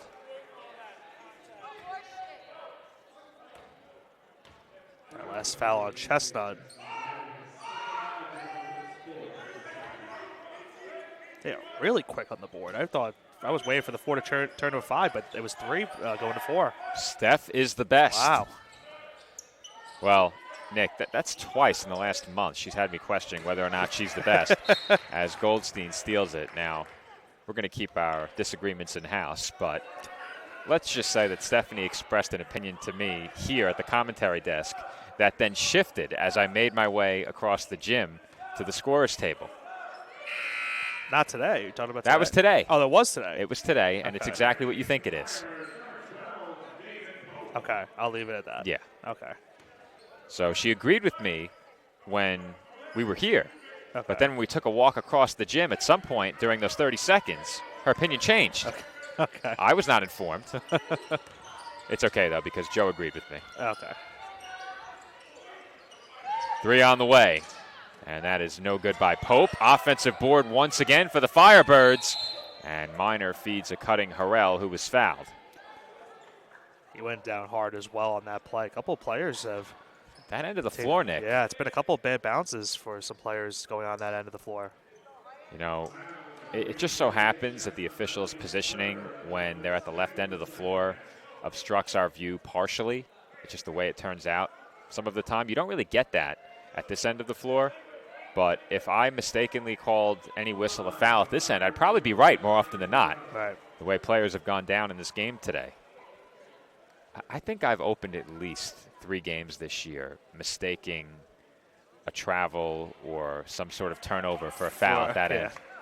And it's always that left end of the floor. I say it every time. I think part of the trap is I get caught trying to watch on the monitor and the whistle comes in. And then you look up and assume. Yeah, it pays to have the monitor at points, but that does hurt sometimes.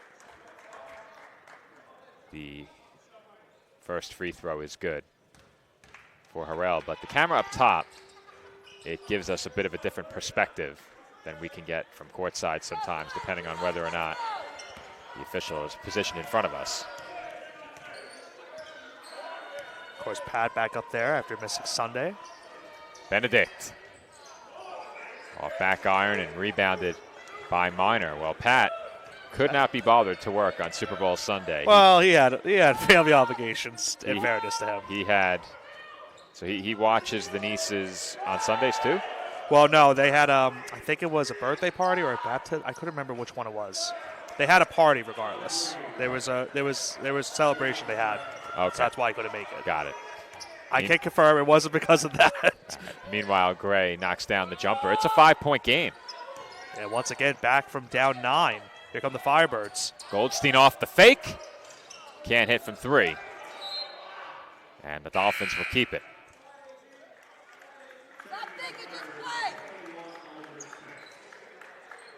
And it looks like, Nick, Asa Kone is getting set to come back into the game. That's a great sign to see Kone back into the game after that scare earlier, as Tynes will check back out. But especially now with Spence back into the game, it's good to see Kone back. Well, the Dolphins can't afford to be without him as Goldstein knocks it down from the corner. And he gets the unofficial screen assist on that play, Joe, immediately off of the inbound pass. Great job by Kone and a good find to find Goldstein. Dolphins lead it by 8 again. Floater. Too strong by Minor, and the Dolphins have it. Wiggin finds Chestnut into the corner. Goldstein. In and out, but Wiggin all alone on the block, puts it back in. Timeout called by CSI. Good thing he waited to make sure. Yeah, well, you have to sometimes. Yeah, you sometimes have to, but you got to look at this play, Joe. Or, I love what Nick, they did. I might have been wrong. I thought the Firebirds did call a timeout. Apparently nobody called timeout, Nick. So the referees just whistled, assuming a timeout was happening. I'm not sure. Did you just jinx the referees earlier when you said they were the best, unfortunately? Ooh. I think you jinxed them. Perhaps I did. Perhaps I did. I didn't hear a team call a time. I mean, if you really want to see me jinx it, Go ahead. This game's moved very quickly, Nick. Yep. We're set to get me back in East Brunswick with plenty of time. A shot right there by Gray, but yeah, you probably just jinxed yourself now on the potential commute back there. Yeah. Hopefully there are no Nicholas Pavonis driving on my way. It wasn't my fault. I can tell you that, Joe. Wasn't my fault. It wasn't. All right, Gene Snitsky. Nice throw back there. 12 to shoot for the Dolphins. Kone Inside to Wiggin, and he banks it in. Wiggin has just been so impressive today, Joe, especially when Kone came out and he stayed in since, and he just knocks out another great jump shot using the glass this time to get that one to fall. Should the Dolphins win, I am not sure that Mitchell Wiggin will be denied today, Nick. No. 21 points on 7 of 13.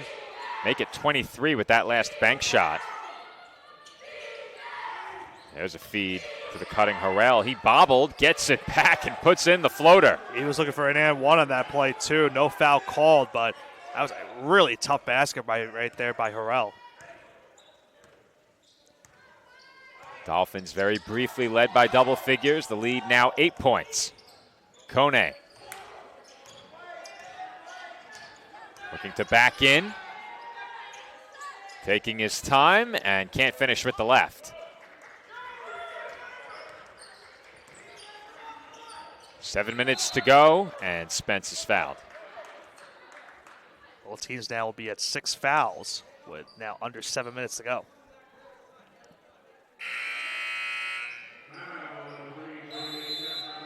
Fouls on J.J. Chestnut, his third. And that will get Joey pulling up off the bench. And with that, we head to immediate timeout. 6:59 to go in the second half. Our score, Staten Island 66 and UDC 58.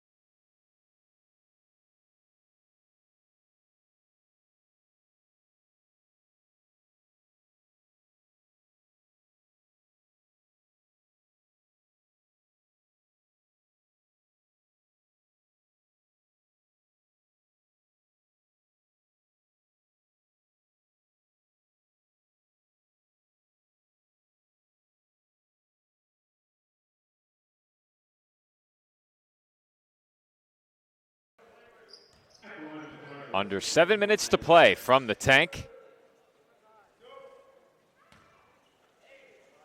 And heading to the line is Oliver Spence.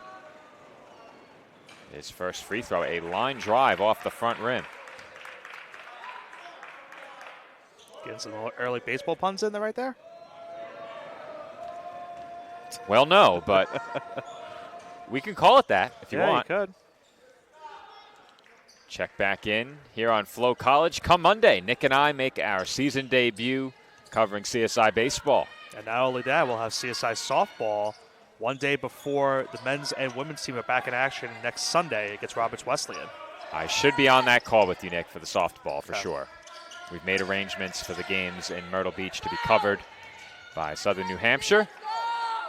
Has that bounce pass for Kone. A good idea, but Kone couldn't bring it in. And that one's tipped. Brought down by Roche, and Roche does not get the roll off the front rim. That was just a really tough roll off that rim for Roche. It looked like he had a great point after a really tough pass. Pulling left open. Can't hit. Honestly, Nick, I don't know how Roche got that shot up. He was in a triple team under the rim and was able to contort his body and put one up.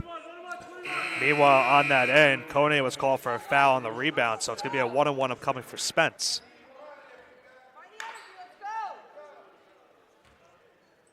Well, I mentioned the free throw shooting entering halftime, 4 of 6. UDC, 6 of 6. Staten Island, both teams are 6 of 8 here in the second half. That's a big make for Spence on the front end of a 1-and-1. Yeah, you're not kidding. It is pretty much a line drive when he shoots the free throw. It absolutely is. That's definitely the best terminology for it. He's one of those players where you want him at the free throw line in a game where if you need a necessary miss and you need a line drive, bounce off the rim so you can get the offensive rebound, he's one of those players you want at the free throw line. One might say a 2-for-2 trip to the line is a home run, Nick. You could say that. Now, speaking of puns, I'll elaborate after this possession. 15 to shoot for the Dolphins. Benedict up top for Goldstein. He goes opposite the Kone screen, hesitates, kicks. Benedict can't connect from the corner, but Chestnut has the rebound and the floater. Good job by Chestnut right there. Gets that offensive rebound. That floater just rolls into the rim, and the Dolphins get a much-needed second chance opportunity. All right, very quickly, Nick. Did you see the pun that was posted on the CSI Dolphins Instagram today? Yes. What'd you think? As that hook shot goes in off the bounce for Spence. I saw the one on ours as well as the ECC's. Well, I saw both of them. The ECC jumped us and posted what Sam had wanted to post. Oh. Yeah. So they didn't really leave much. Yeah, I see. I see. So they didn't leave us with anything. I mean, for what was given, I think that's the best you could have possibly done. Okay. Because, that's tough. Dolphinately, for me, was a stretch. But yeah, it worked. It does work. It worked. But as I said to Coach Tibbs, I can't relate.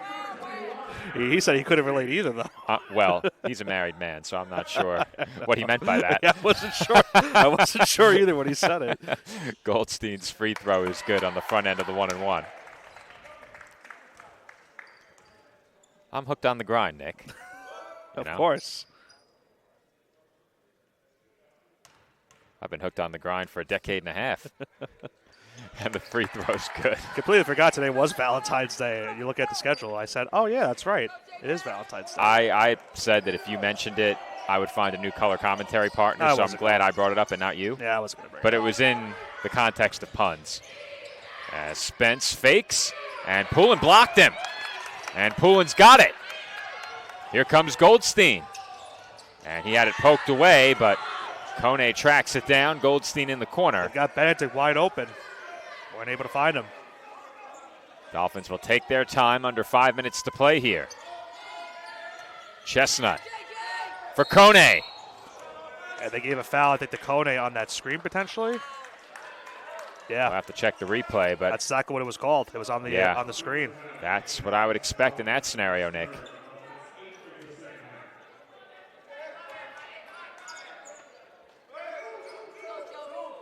Dolphins, meanwhile, are now under 40% shooting. We haven't seen that very often at all this season, even in the games that the Dolphins haven't won. A foul, and this time we'll see if it's on Goldstein or Poulin. It's on Poulin.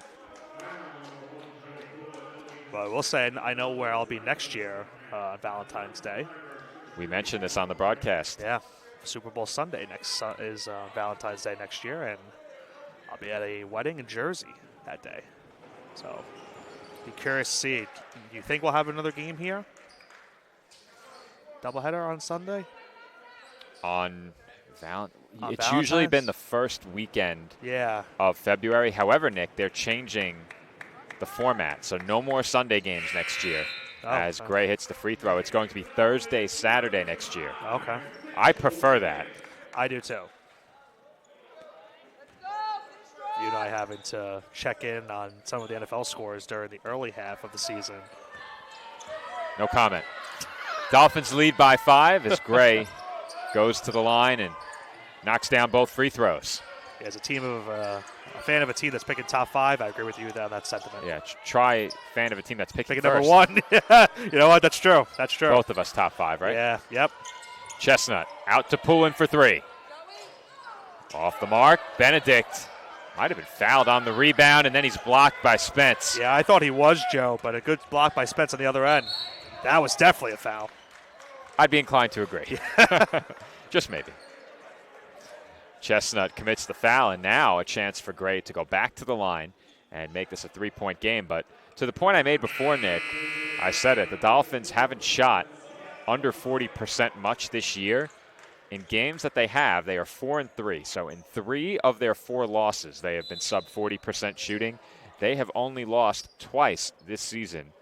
Make that 4 times. I was going to say my math can't be right. We have 7 losses, but yeah, they've lost 3 times shooting under 40 and only 4 times when shooting above the 40% mark. So we'll see if they can get over that hump. As for UDC, they're trying to replicate what the Dolphins did earlier this season on the road, coming back late in this second half. We have 3:49 to go, and the Dolphins lead it 70-65.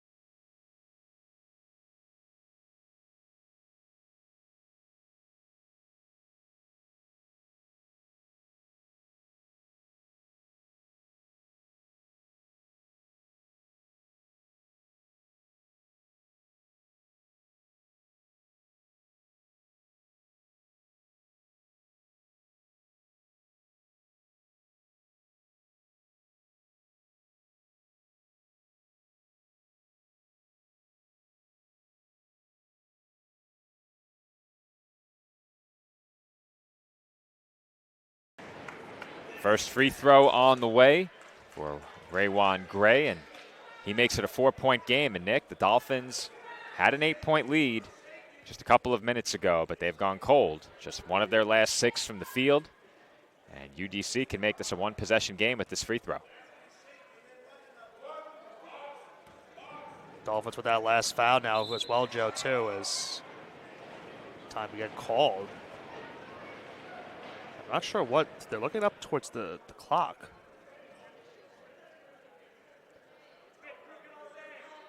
The rim is being looked at, Nick, and I think they're saying it's crooked. It's moving now, yeah. Well, the frame of the basket is swaying. Yeah. But they're pointing to the rim. I don't think I've ever seen a stoppage before this ever happened.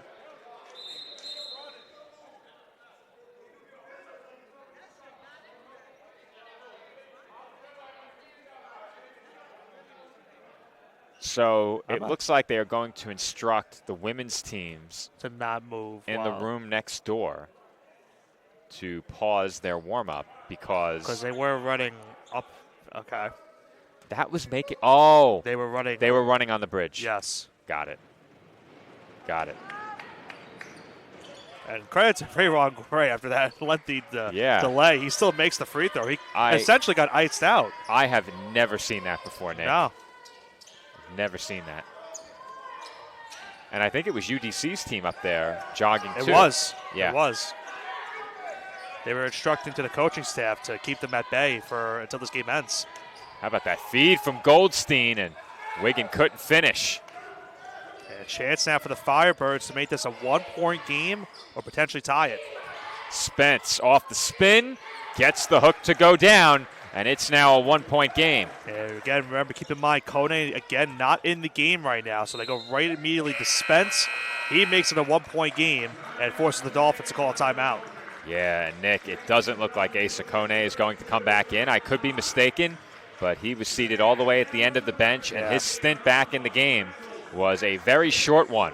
Meanwhile, J.J. Chestnut also has 4 fouls. He's played 34 minutes. Right on cue, Joe. Kone's checking back into the game. What do I know, Nick? He does have 3 fouls, though. Let's also keep that in mind. So yeah. he's approaching foul territory right now. Well, I'm a bit surprised he wasn't in, if available. But maybe hobbled, they felt that going small was the better option. And, Nick, I can't recall exactly what game it was earlier this year, but there was a game where the Dolphins were having a tough time on the interior, and then they went small and came back to win the game.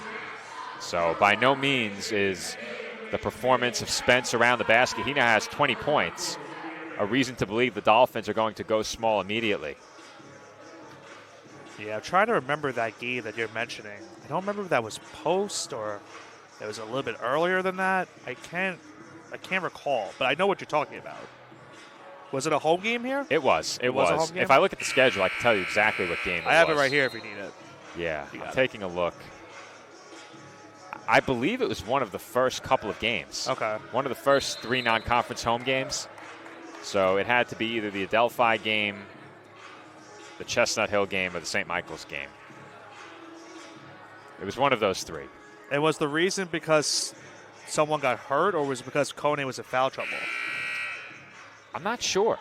I think it was more of an adjustment. Because I remember there was a game where Kone got immediate 2 fouls, maybe 5 minutes in. They had to sit him for a majority of the half. Yeah, no, I don't think that was the situation. Okay. But the Dolphins will not hesitate to put out really any 5 against any 5 for the other side.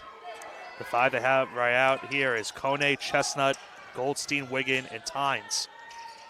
And that's a tough attempt in traffic for Chestnut as Kone grabs the rebound. He's looking for some help. Wiggin on the pull-up. In and out. Kone's got it. And his lay-in won't go.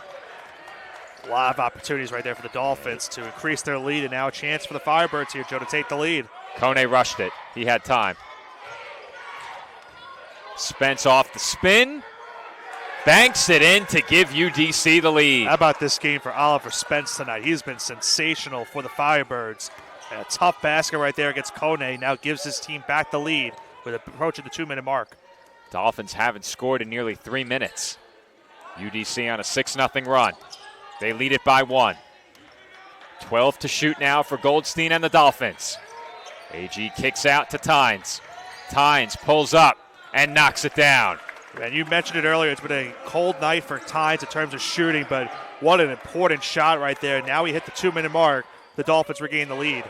And Nick, I could be completely mistaken, but I do not recall seeing Tynes, Wiggin, and Kone in a game together really much at all this year. Right. Are you kidding me? Spence now has 24. And look what he did on that play. Goes up and under with the opposite hand. Tough play by Spence.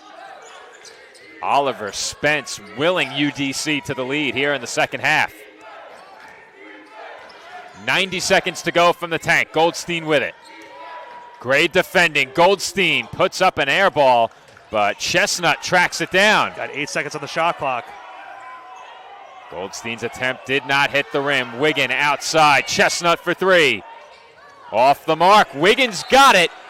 And Wiggin is tied up with Harrell. I think they called a foul there. And no! Oh, TJ Tibbs can't believe it.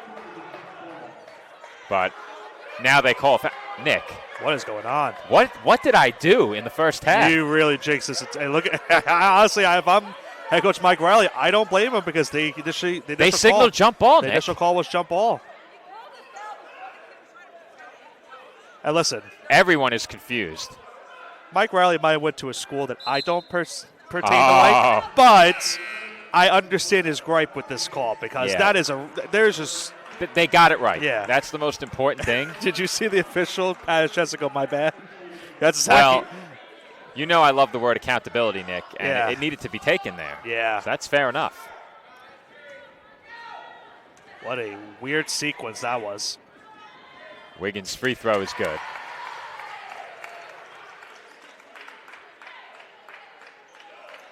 For those wondering, the school is Georgetown. As a St. John's fan, Nick does not appreciate that connection. No. And Wiggin can't hit the second. Does make sense, though, considering the school. Nick, there's one day where You were happy. Go ahead. Say it. You the can say most it. dangerous word in all of rushed broadcasting is now on the table. Yeah. And, Joe, if I'm not mistaken, what did you say earlier Hey, in this game? I'm not going anywhere. The problem is, if we do end up in overtime, you're solo for game number 2. Yeah. I'll be prepared just in case. Maybe I can join you. It won't be just in case. It'll probably be a sure thing.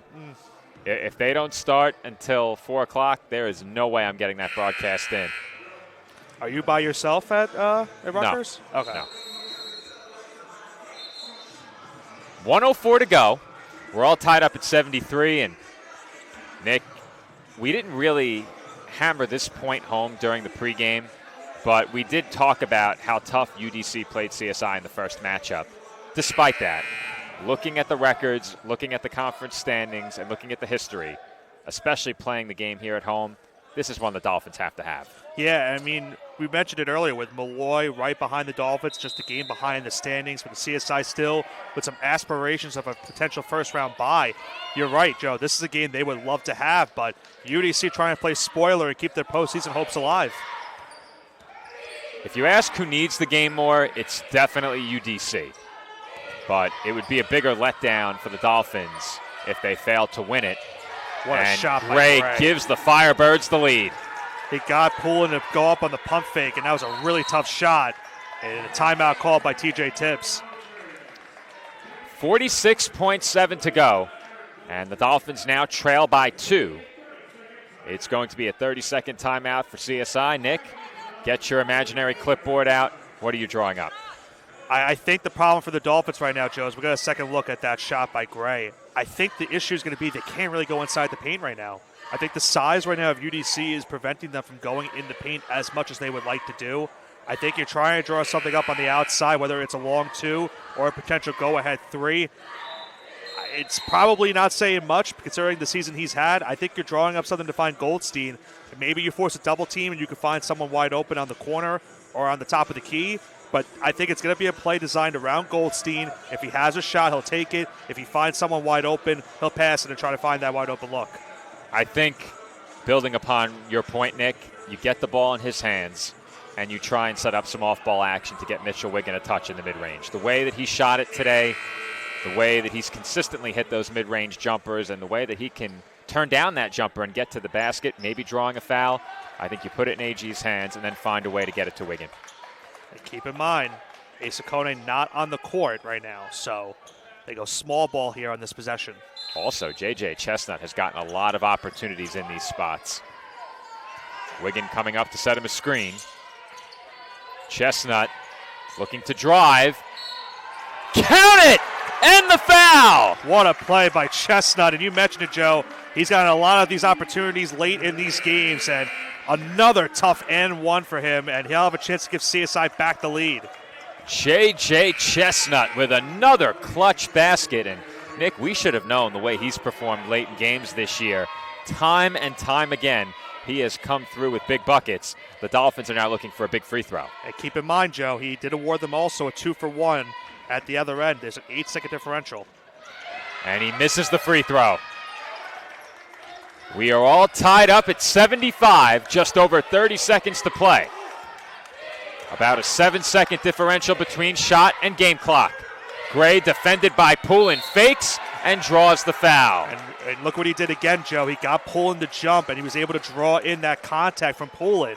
He'll go to the free throw line now, try to give his team back the lead.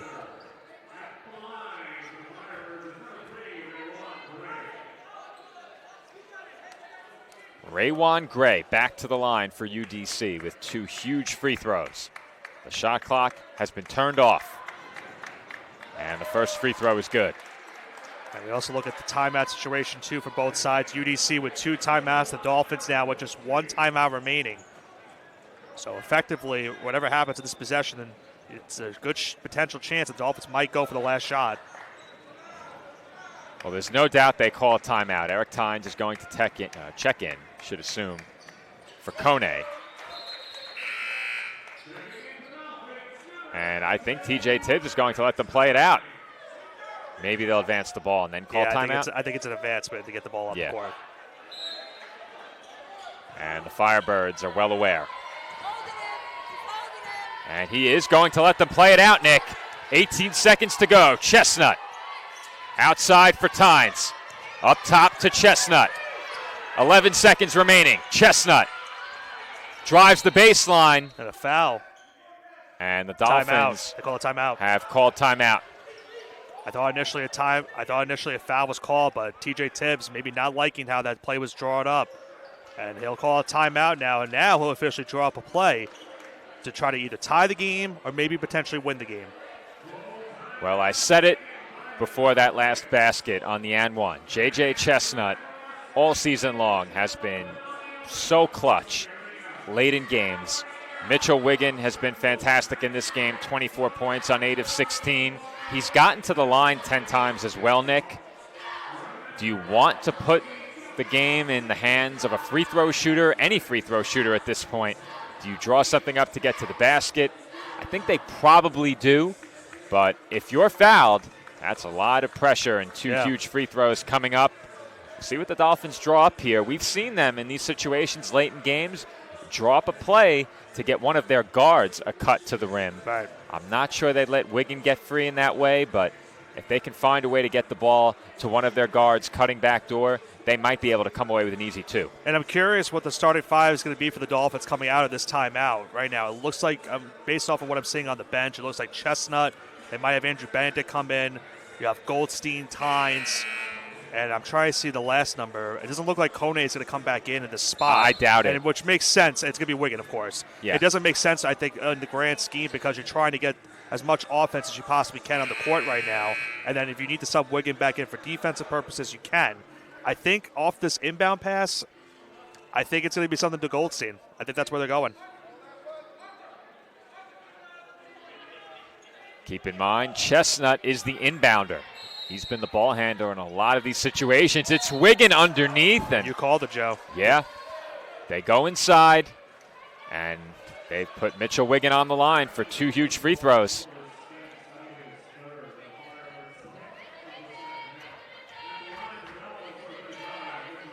Huge spot for Wiggin right here. 2 shots. And the first is good. They bring Kone and Poulin back in for defense.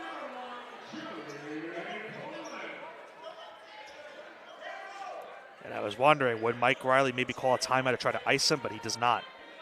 He does have 2 remaining.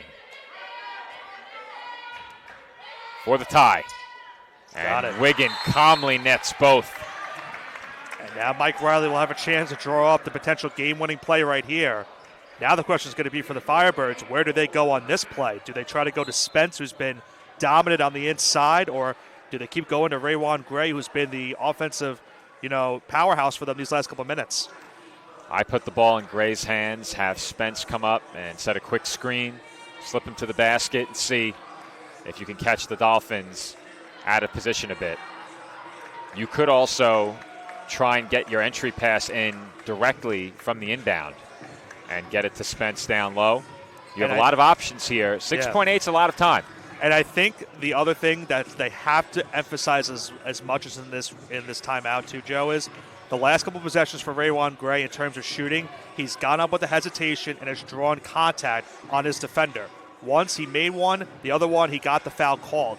I think if you're whoever's the primary defender on Gray in this spot, whether it be a Benedict or a Poulin or a Goldstein, depending on who they bring in at defensive purposes, they have to make sure that they don't go up with that hesitation and now give Gray the opportunity to draw the foul. Regardless of what happens, even if it's a shooting foul or not, the Firebirds will have 2 free throws coming up. It's double bonus now for both sides the remainder of this game.